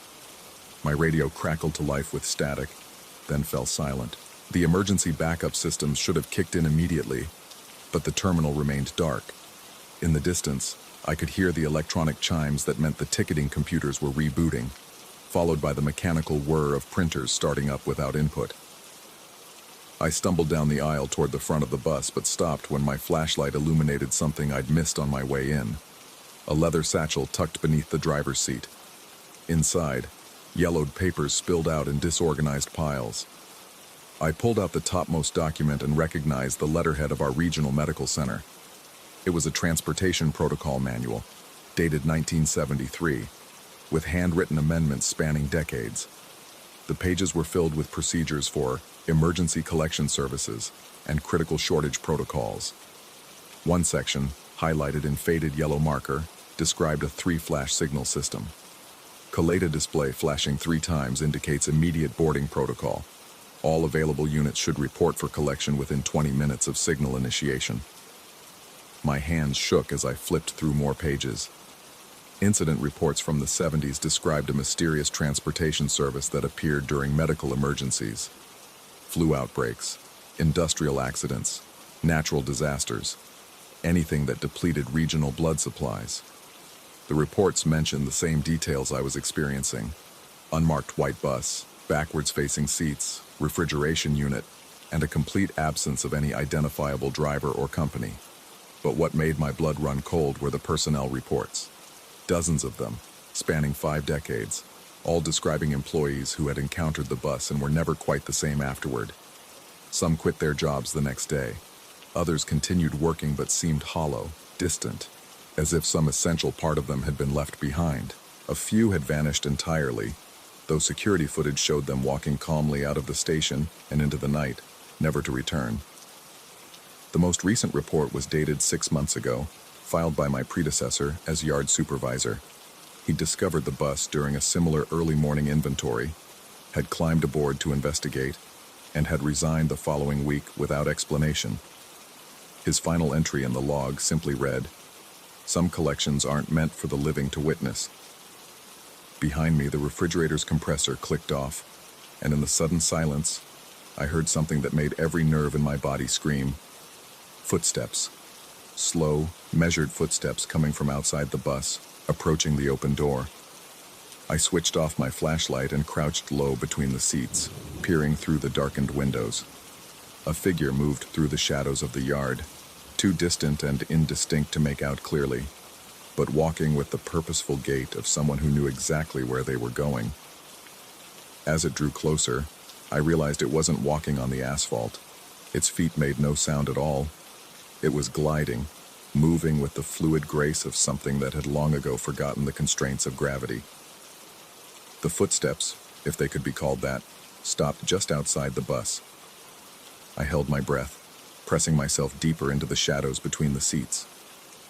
The neon Collata sign began to flash. Once, twice, 3 times. Then it held steady, bathing the interior in pulsing red light. From somewhere in the terminal building, I heard the distant sound of doors opening and closing, followed by soft footsteps, real footsteps this time, moving through the corridors. Multiple sets of them, all heading in the same direction, toward the yard, toward the bus. I understood then what the manual meant by available units. The bus wasn't just a vehicle for transportation, it was a beacon calling to anyone within range who might serve its purpose. Employees working late shifts, security guards making rounds, even passengers stranded by delayed flights.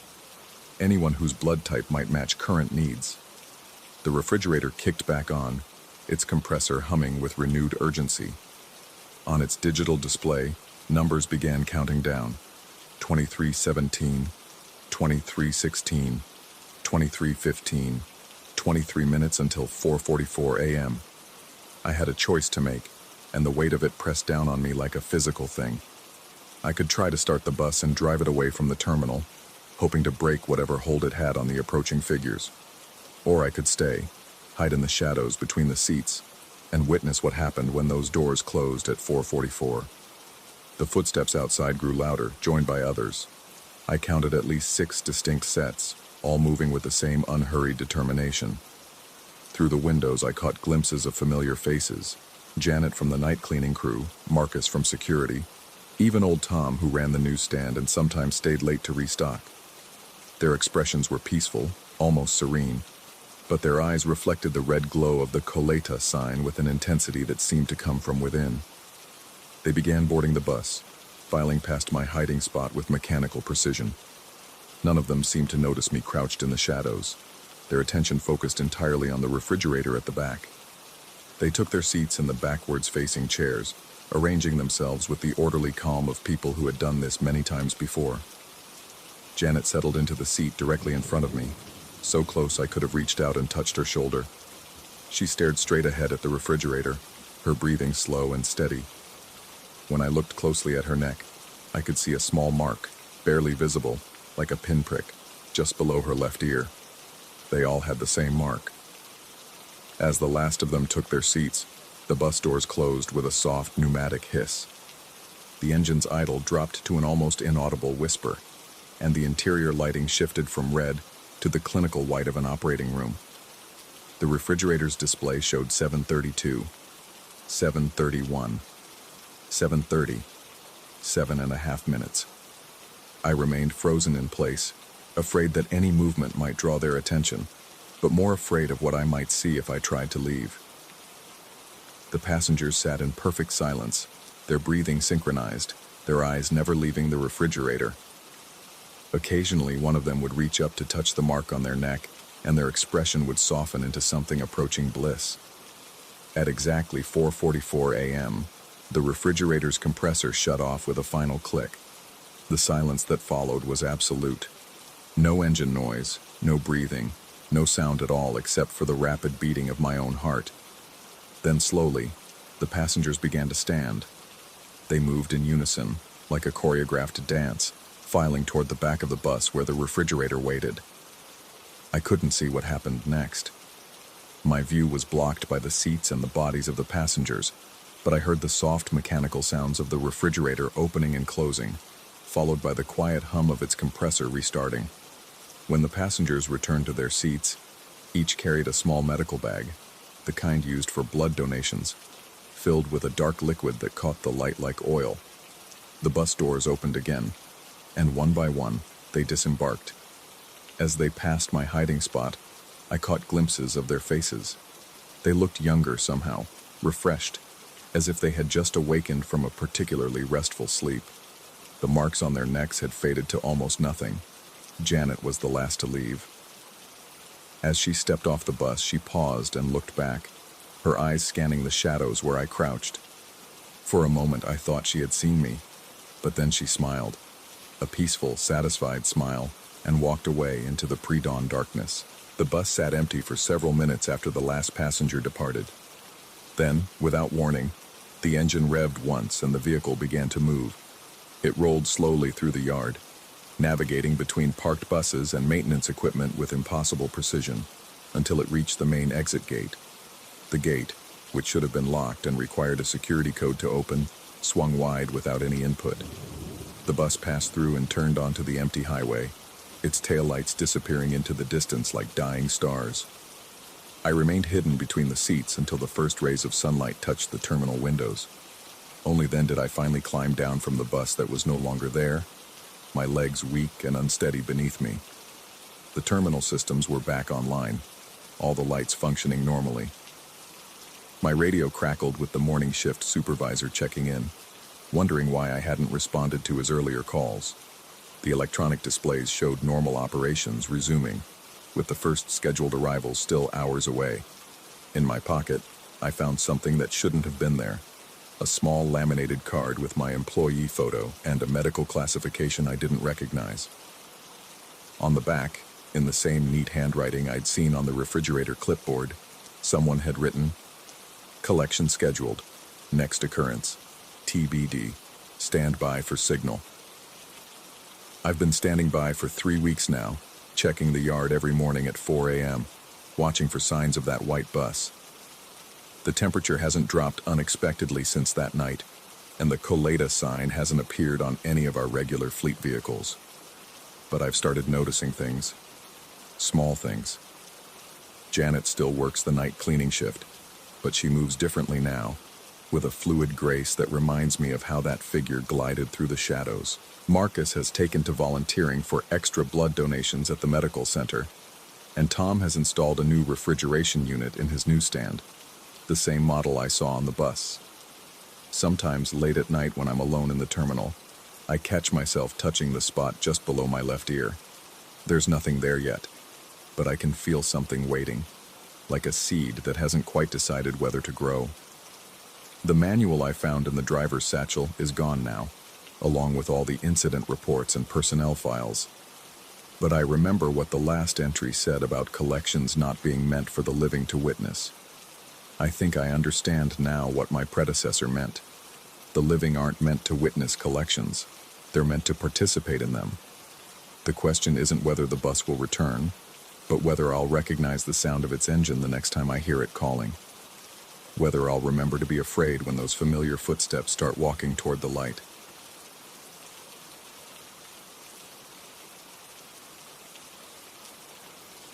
Story 13. The electromagnetic spectrum holds secrets we're not meant to discover. I learned this 3 weeks ago when I installed the prototype tracker in my sedan, a decision that now feels like opening a door I can never close again. The device hummed against the dashboard with the satisfied purr of precision engineering. Model RF7734, my own design, crafted for the military contract that would either make my career or end it. The LCD display glowed pale green in the dim interior, showing my coordinates with surgical accuracy: 41.2619 degree N, 95.8608 degree W. The timestamp read 2:47 p.m., and for those first few miles down Highway 6, everything felt perfectly normal. Normal. Such a fragile concept. The first anomaly appeared as I passed the rusted billboard advertising Mel's Auto Salvage. My coordinates flickered, just a millisecond of digital stuttering, before settling back to their steady march across the screen. I attributed it to electromagnetic interference from the high-voltage power lines running parallel to the road. Radio frequency technology is temperamental. Even a passing thundercloud can scramble delicate circuitry. But then I saw the rust-colored sedan in my rearview mirror. It materialized like heat shimmer on hot asphalt, wavering at the edges as if viewed through water. The vehicle occupied the exact same lane position as mine, maintaining perfect alignment despite the impossibility of two objects sharing identical space. My rational mind cataloged the details: faded paint job, cracked windshield, a dent in the driver's side door that caught the afternoon sunlight. Yet something fundamental felt wrong about its presence, as if reality itself struggled to accommodate this intrusion. The tracker's display flickered again. The coordinates remained unchanged, but the timestamp jumped forward 60 seconds.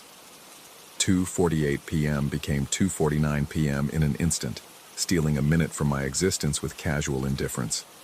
I pulled over at the next rest stop, hands trembling as I lit a cigarette. The nicotine failed to calm my nerves. Through the windshield, I watched other vehicles pass on the highway, normal cars driven by normal people living normal lives. None of them seemed to notice the rust-colored sedan that had vanished the moment I stopped moving. The tracker's screen showed my stationary position with unwavering precision. The timestamp ticked forward at its proper pace, each second accounted for and displayed. I told myself I'd experienced a minor hallucination, perhaps triggered by fatigue or caffeine withdrawal. The missing minute must have been a simple display glitch, easily explained by faulty programming or hardware instability. I finished the cigarette and merged back onto the highway. The rust-colored sedan reappeared within minutes. This time, I forced myself to study it methodically. The vehicle maintained perfect synchronization with my movements, turning when I turned, accelerating when I accelerated. Its GPS coordinates, according to my tracker, matched mine exactly. No distance reading, no directional variance, as if both cars existed in the same quantum state. The driver remained a shadowy silhouette, never turning to acknowledge my presence despite our impossible proximity. Another minute vanished from the timestamp, then another. My mouth went dry as the implications settled over me like a burial shroud. Each overlap cost me time, not just displayed time, but actual temporal experience. The minutes weren't being skipped. They were being consumed, devoured by whatever force allowed two vehicles to occupy identical coordinates. I could feel their absence like missing teeth, leaving gaps in my consciousness that hurt to probe. The sun began its descent toward the horizon, painting the sky in shades of amber and rust that perfectly matched my phantom companion. I tried changing lanes, taking random exits, even driving in reverse for a few terrifying seconds, but nothing broke the connection. The rust-colored sedan followed with mechanical precision, its presence growing more solid with each passing mile. By sunset, I'd lost 17 minutes. The tracker's display showed clear signs of strain. The GPS coordinates occasionally scrambled into meaningless strings of numbers before snapping back to coherence. The screen flickered with increasing frequency, as if the device struggled to process data that violated its fundamental understanding of physics.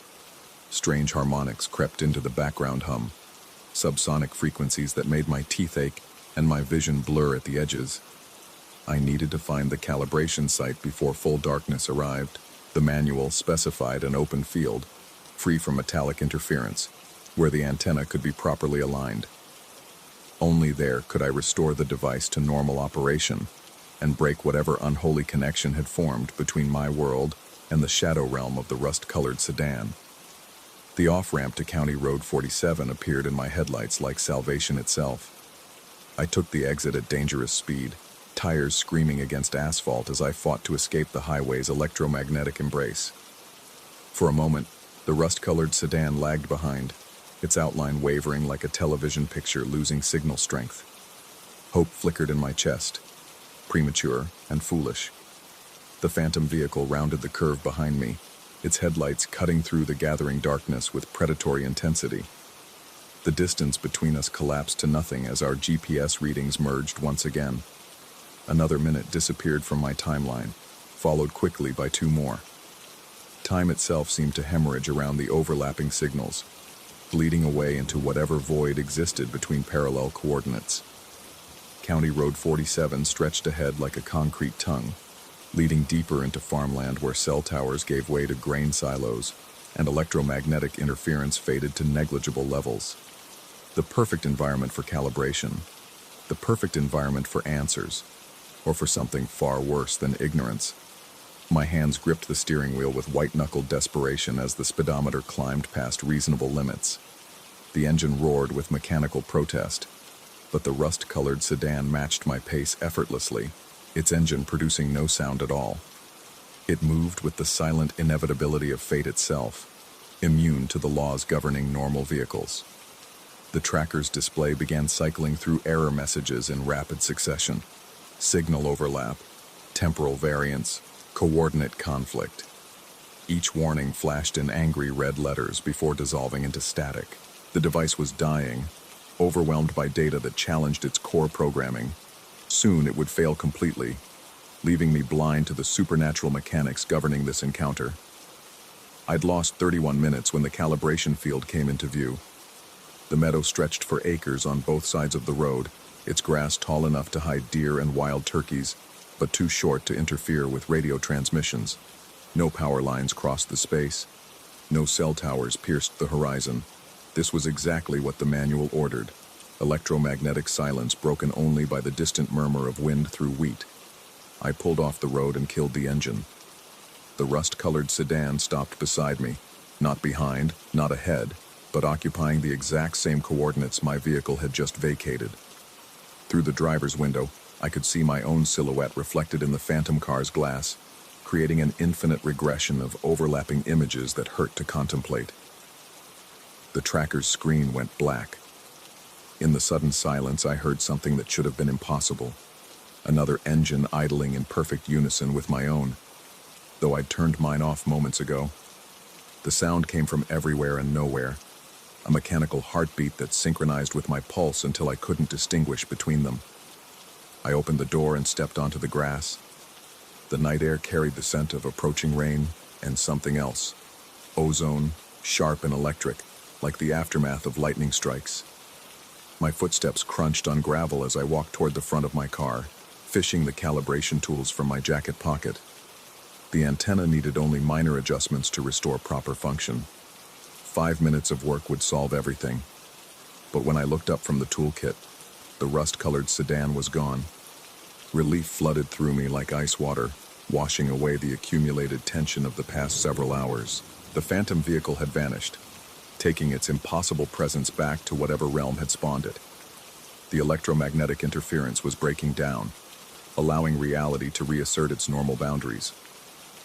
I began calibrating the antenna with steady hands, adjusting frequencies and signal strength according to the manual's specifications. The tracker's screen flickered back to life, displaying coordinates that made perfect sense. 41.1847 degree non, 95.923 degree. The timestamp showed 9:23 p.m., reasonable given my departure time and the circuitous route I'd taken. Everything was returning to normal. Then I saw my reflection in the car's side mirror, and my blood turned to ice. The face staring back at me wasn't mine.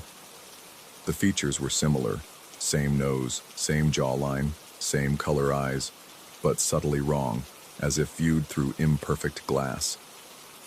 This doppelganger wore my clothes and mimicked my movements with uncanny precision, but something fundamental was missing. Some essential quality that made me who I was had been stripped away, leaving only an approximation. I raised my hand. The reflection raised its hand. I stepped closer to the mirror. The reflection stepped closer to the mirror.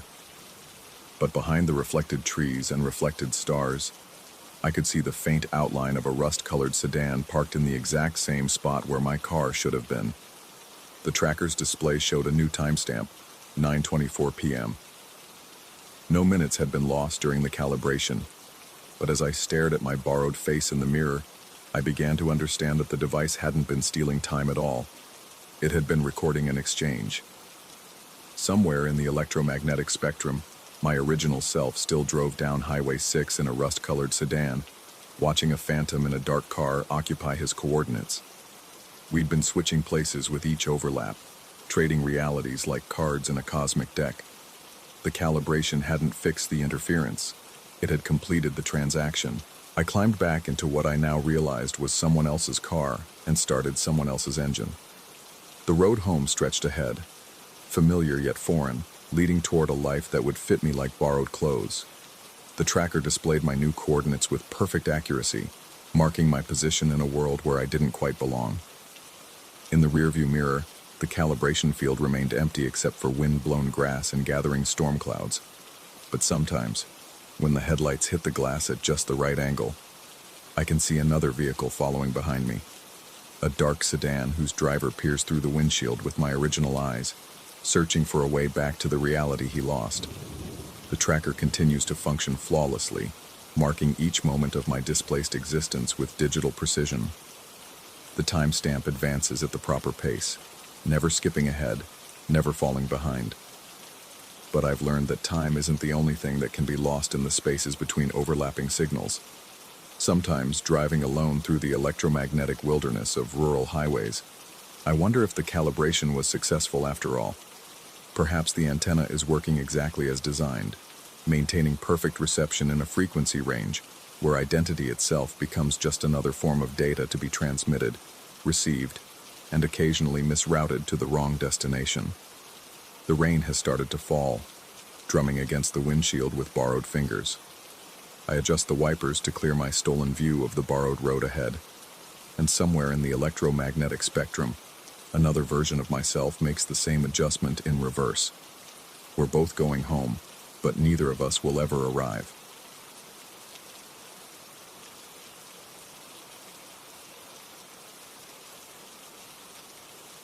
Story 14.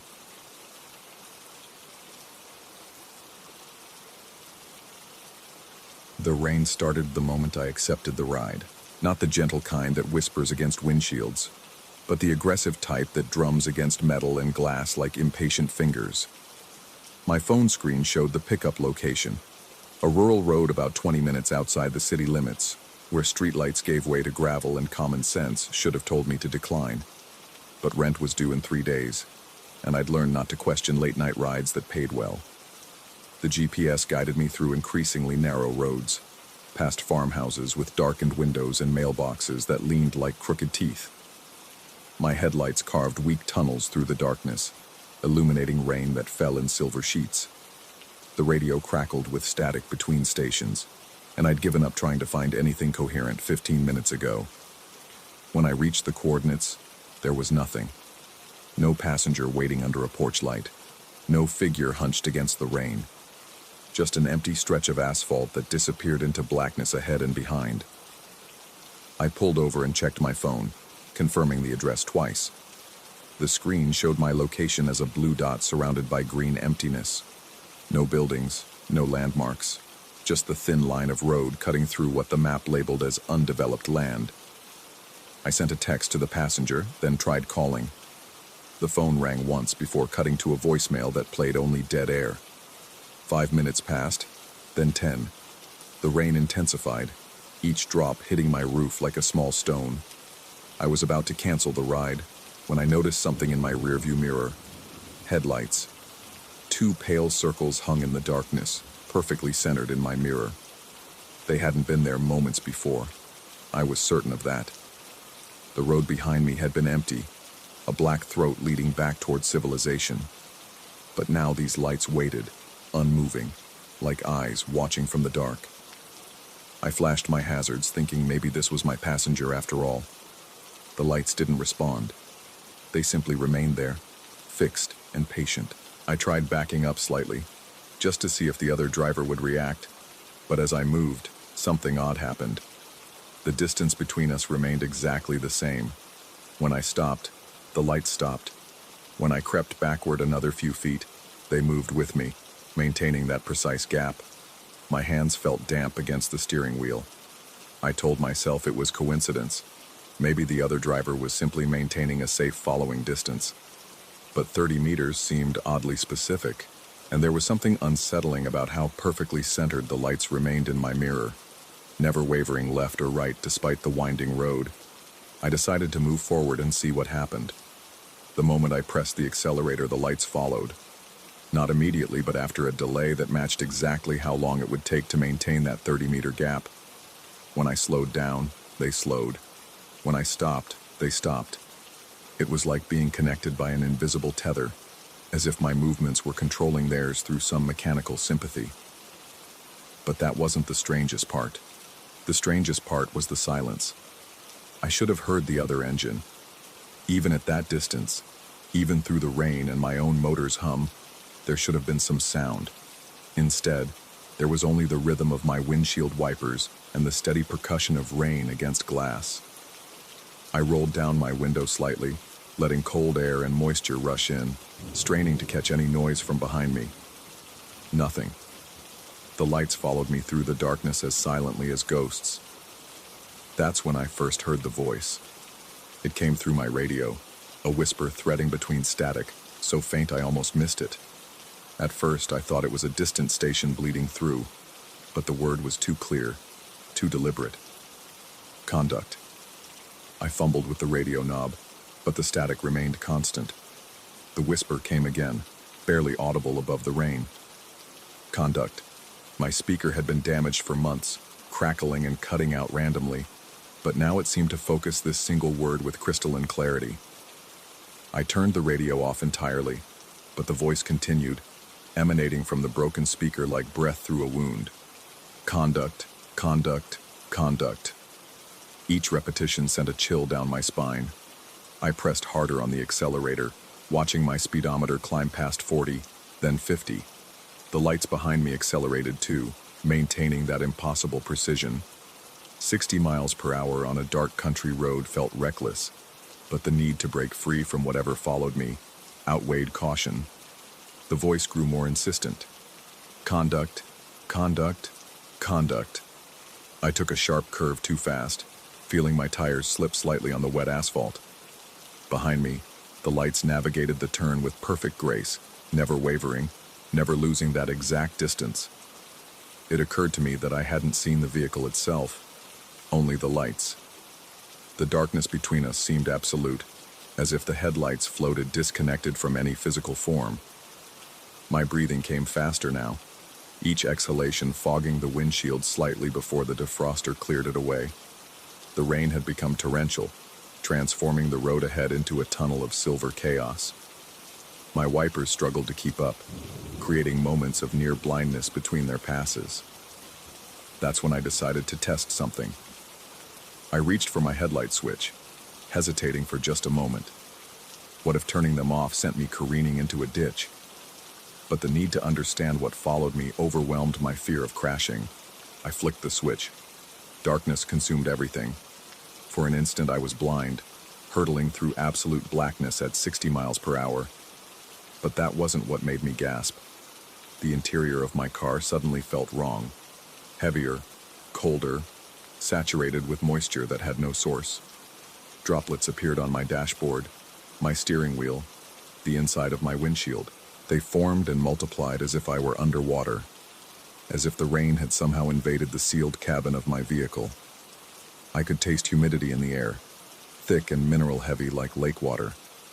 The droplets on my hands felt real enough, cold and wet against my skin. The voice from my broken speaker became clearer, more urgent. Conduct, conduct, conduct. I switched my headlights back on, and the sensation vanished instantly. The interior was dry again, normal, but my heart hammered against my ribs like a trapped bird. In my rearview mirror, the pursuing lights had moved closer. Not quite 30 meters anymore, maybe 25. They pulsed slightly, as if breathing. The road ahead curved sharply to the right, and I could see something that made my stomach drop. The curve led into a section where trees formed a complete canopy overhead, blocking out even the faint starlight.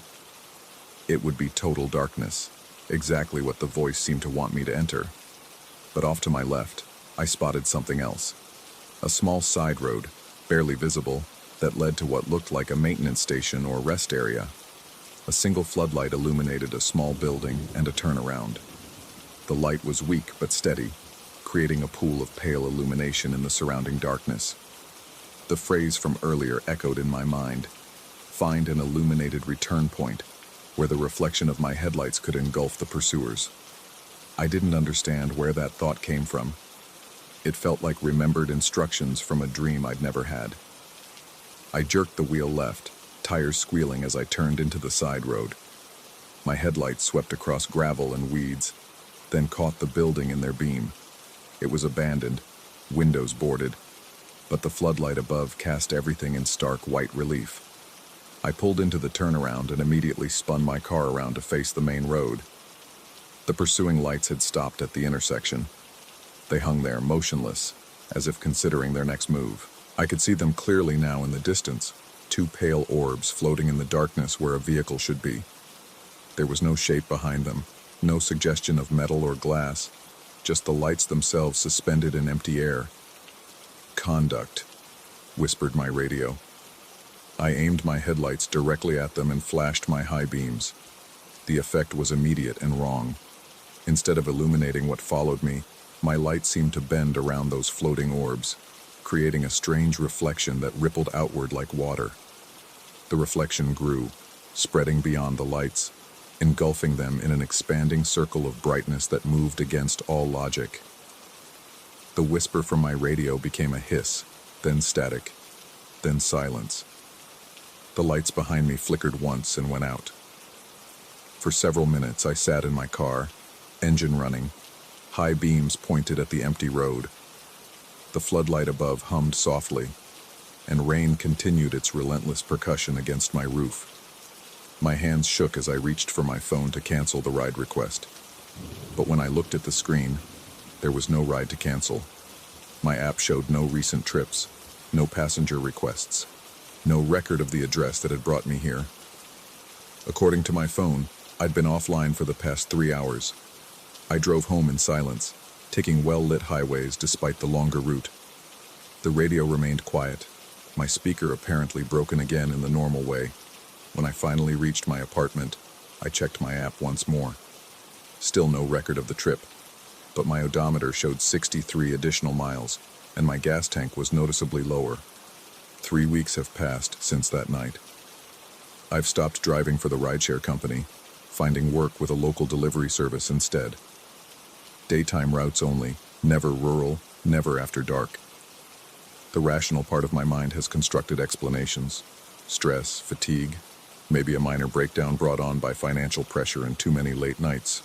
But sometimes, when it rains, I hear something through my apartment's thin walls. Not quite a voice, not quite static. A whisper that might be wind through old buildings, or might be something else entirely. Conduct. And on those nights, I check my door locks twice before going to bed, wondering if what follows us ever really lets go, or if it simply waits for the next dark road, the next moment when we're far enough from the light to disappear entirely. The radio in my car has been silent ever since, but yesterday I noticed something that made my blood run cold. My odometer has been advancing even when the car is parked in my driveway, adding miles I never drive to destinations I've never been, 30 meters at a time. Story 15. The fluorescent lights hummed their familiar tune as I wheeled the pallet toward Section K, where the musical plush toys waited in their corrugated prisons. 3:17 a.m., the dead zone of my shift, when the distribution center transformed from a bustling hive of activity into something resembling a mausoleum lined with cardboard tombstones. The forklift's warning beep echoed through empty aisles like a mechanical heartbeat, the only sound besides my own breathing and the persistent electrical buzz overhead. I'd been working nights at Wonderland Distribution for 8 months, long enough to know every squeak in the concrete floors, every shadow cast by the towering shelves, long enough to appreciate the solitude, the way the massive warehouse became mine alone between 2 and 5 a.m. But this past week, something had shifted in the familiar rhythm of my routine, like a discordant note creeping into a well-known melody. The pallet from Section K sat heavy and imposing, wrapped in industrial plastic that caught the harsh light in unpleasant ways. Through the transparent covering, I could make out the colorful boxes stacked in perfect rows. Teddy bears, singing puppies, dancing unicorns. Innocent toys destined for store shelves, meant to bring joy to families across the state. Yet every time I approached this particular shipment, my skin crawled with an inexplicable unease that started in my stomach and spread outward like cold water. I positioned my box cutter and sliced through the plastic wrapping, the material falling away with a whisper that seemed louder than it should have been. The silence that followed felt expectant, as if the warehouse itself was holding its breath. I reached for the first box, a cheerful pink package featuring a smiling elephant with musical notes dancing around its trunk. And the moment my fingers made contact, a sound erupted from somewhere deep within the pallet. Twinkle, twinkle, little star. The melody began normally enough, recognizable and sweet, but within seconds it warped into something grotesque. The pitch bent and twisted, the tempo lurched unevenly, and underneath the distorted tune I could swear I heard something else. Syllables that didn't belong, words spoken in reverse, as if the small electronic voice box was trying to communicate something entirely different from its intended song. My hand jerked back instinctively, and the music stopped. The silence that rushed in felt heavier than before, pressing against my eardrums with an almost physical weight. I stared at the box, waiting for some logical explanation to present itself. Faulty wiring, perhaps. Moisture damage from the warehouse's inconsistent climate control. These things happened with electronics. I'd seen it before with other shipments, but as I stood there in the harsh fluorescent glare, I couldn't shake the feeling that the box was staring back at me. I forced myself to continue working, loading box after box onto the conveyor belt that would carry them to the loading dock. Each time I handled another package, I braced myself for another malfunction, another burst of corrupted melody. It happened 3 more times during that first night, always when I wasn't expecting it, always from toys I hadn't touched directly. The sound would erupt from somewhere within the pallet, distorted and wrong, before cutting off abruptly as if someone had yanked a power cord. By the time my shift ended at 6 a.m., my nerves felt frayed and raw. I told myself it was nothing, just coincidence and faulty merchandise. But as I walked toward the employee exit, I couldn't resist glancing back at Section K.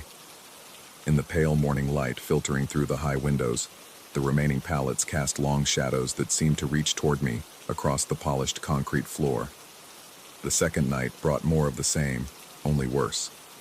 The musical malfunctions occurred more frequently, and each time the backward melodies grew clearer, more deliberate.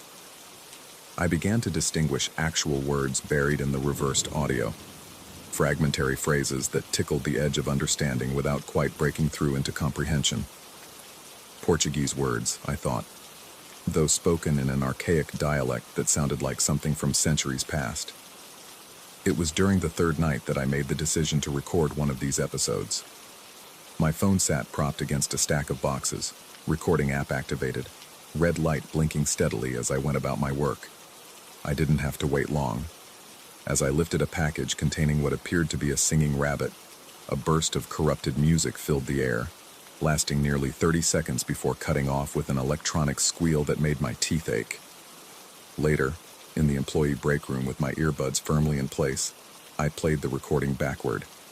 The transformation was immediate and chilling. Where there had been only gibberish and distorted melody, now clear words emerged from my phone's speaker, spoken in formal Portuguese that seemed to belong to another era entirely. Liberdade, libertação do algodão, primeira vigília, quando o funcionário negar a viagem. Frias, liberation from cotton, first watch, when the employee denies the journey. My hands trembled as I replayed the message, each repetition making the words clearer, more urgent. This wasn't a malfunction. This was communication, deliberate and desperate, as if something trapped within those innocent toys was reaching out, begging for help in the only way it could manage. The fourth night marked the beginning of something far worse than mysterious voices. As I worked my way through the Section K inventory, I began to notice the toys themselves behaving strangely. A teddy bear that I'd just placed on the conveyor belt turned its head to follow my movement as I walked to the next box. A mechanical dog's eyes seemed to track my progress across the warehouse floor. Most disturbing of all, a collection of dolls appeared to orient themselves toward me whenever I wasn't looking directly at them, a phenomenon I only noticed when I'd catch them in my peripheral vision, all facing my direction despite having been positioned randomly in their packages moments before. The rational part of my mind supplied ready explanations. Fatigue, eye strain from the harsh lighting, the natural tendency to anthropomorphize objects when working alone for hours. But each explanation felt increasingly hollow as the behaviors became more pronounced and frequent.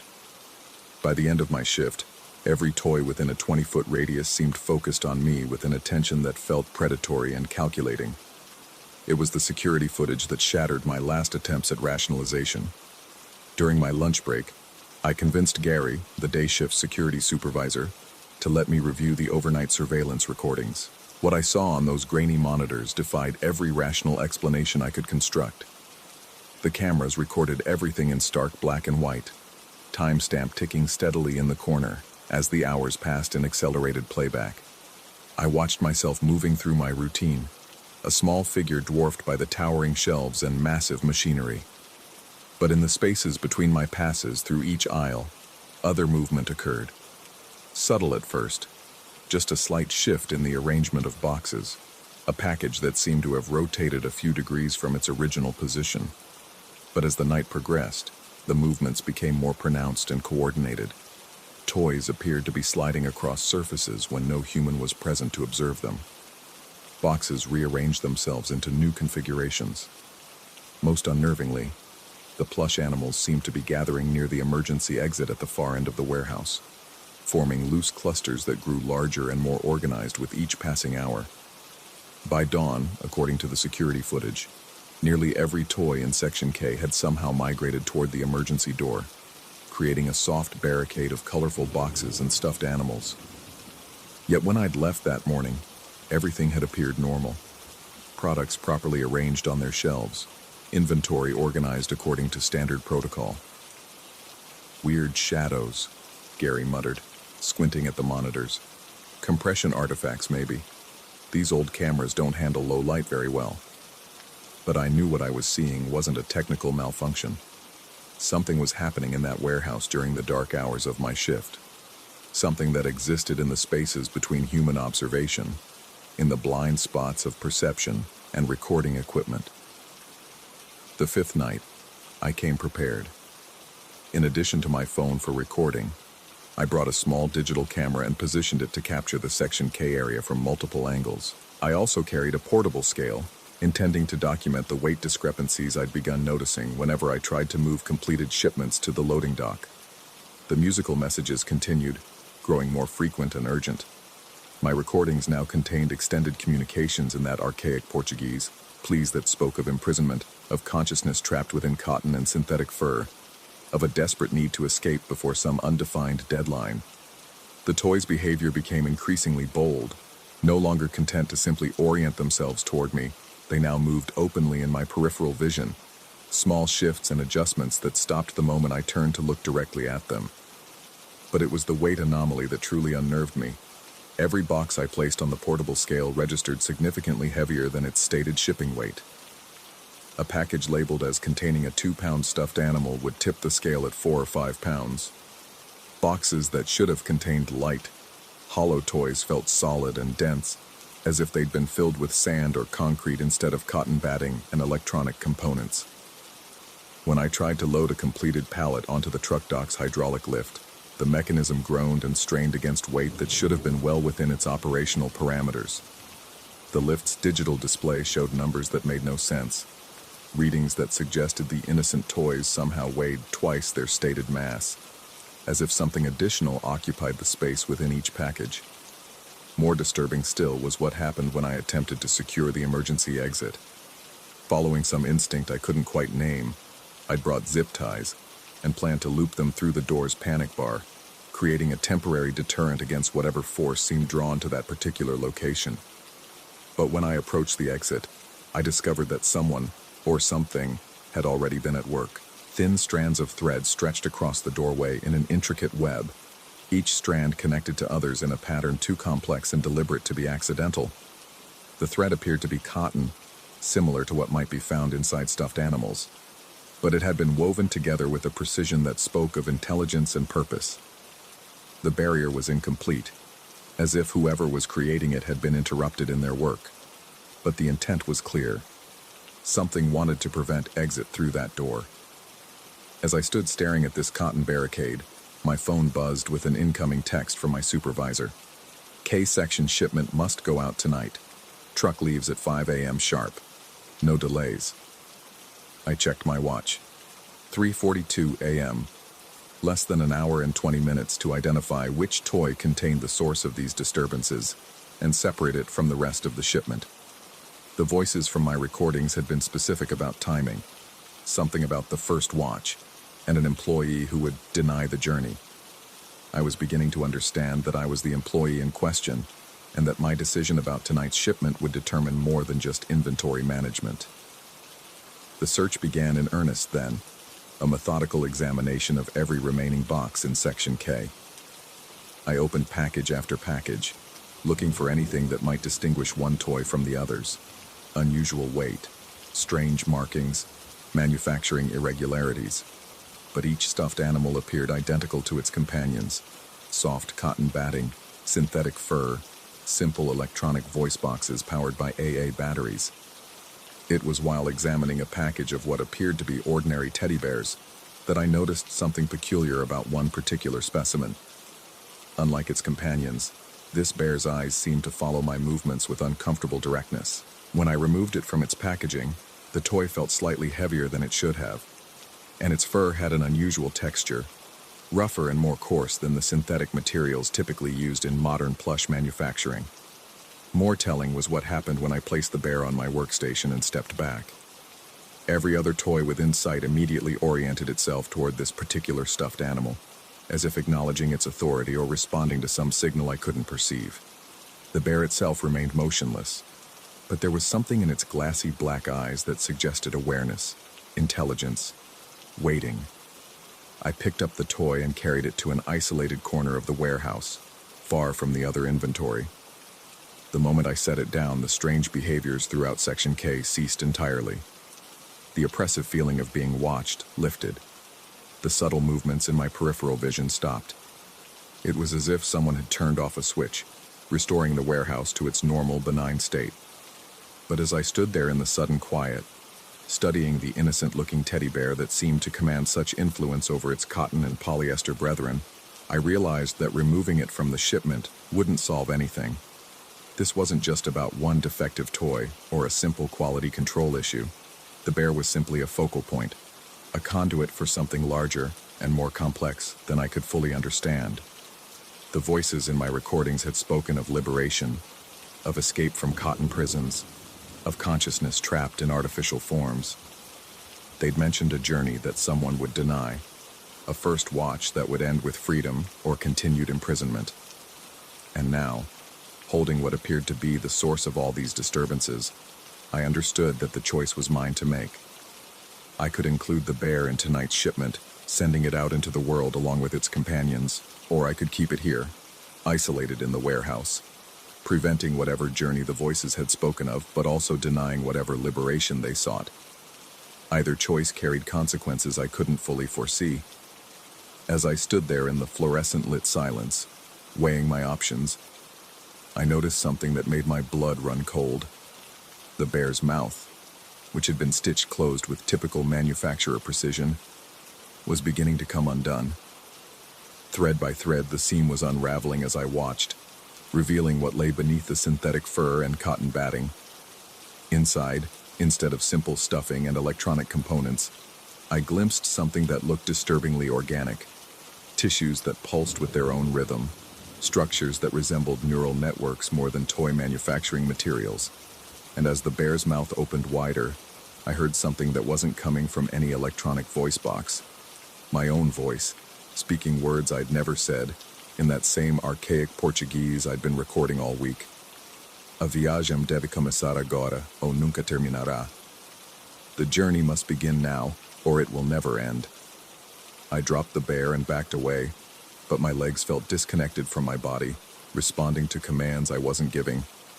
Around me, the warehouse began to shift and change, the familiar aisles stretching into impossible distances, the fluorescent lights flickering in patterns that hurt to look at directly. The smell of cotton filled the air, thick and cloying, as if the warehouse itself was transforming into the interior of some vast stuffed animal.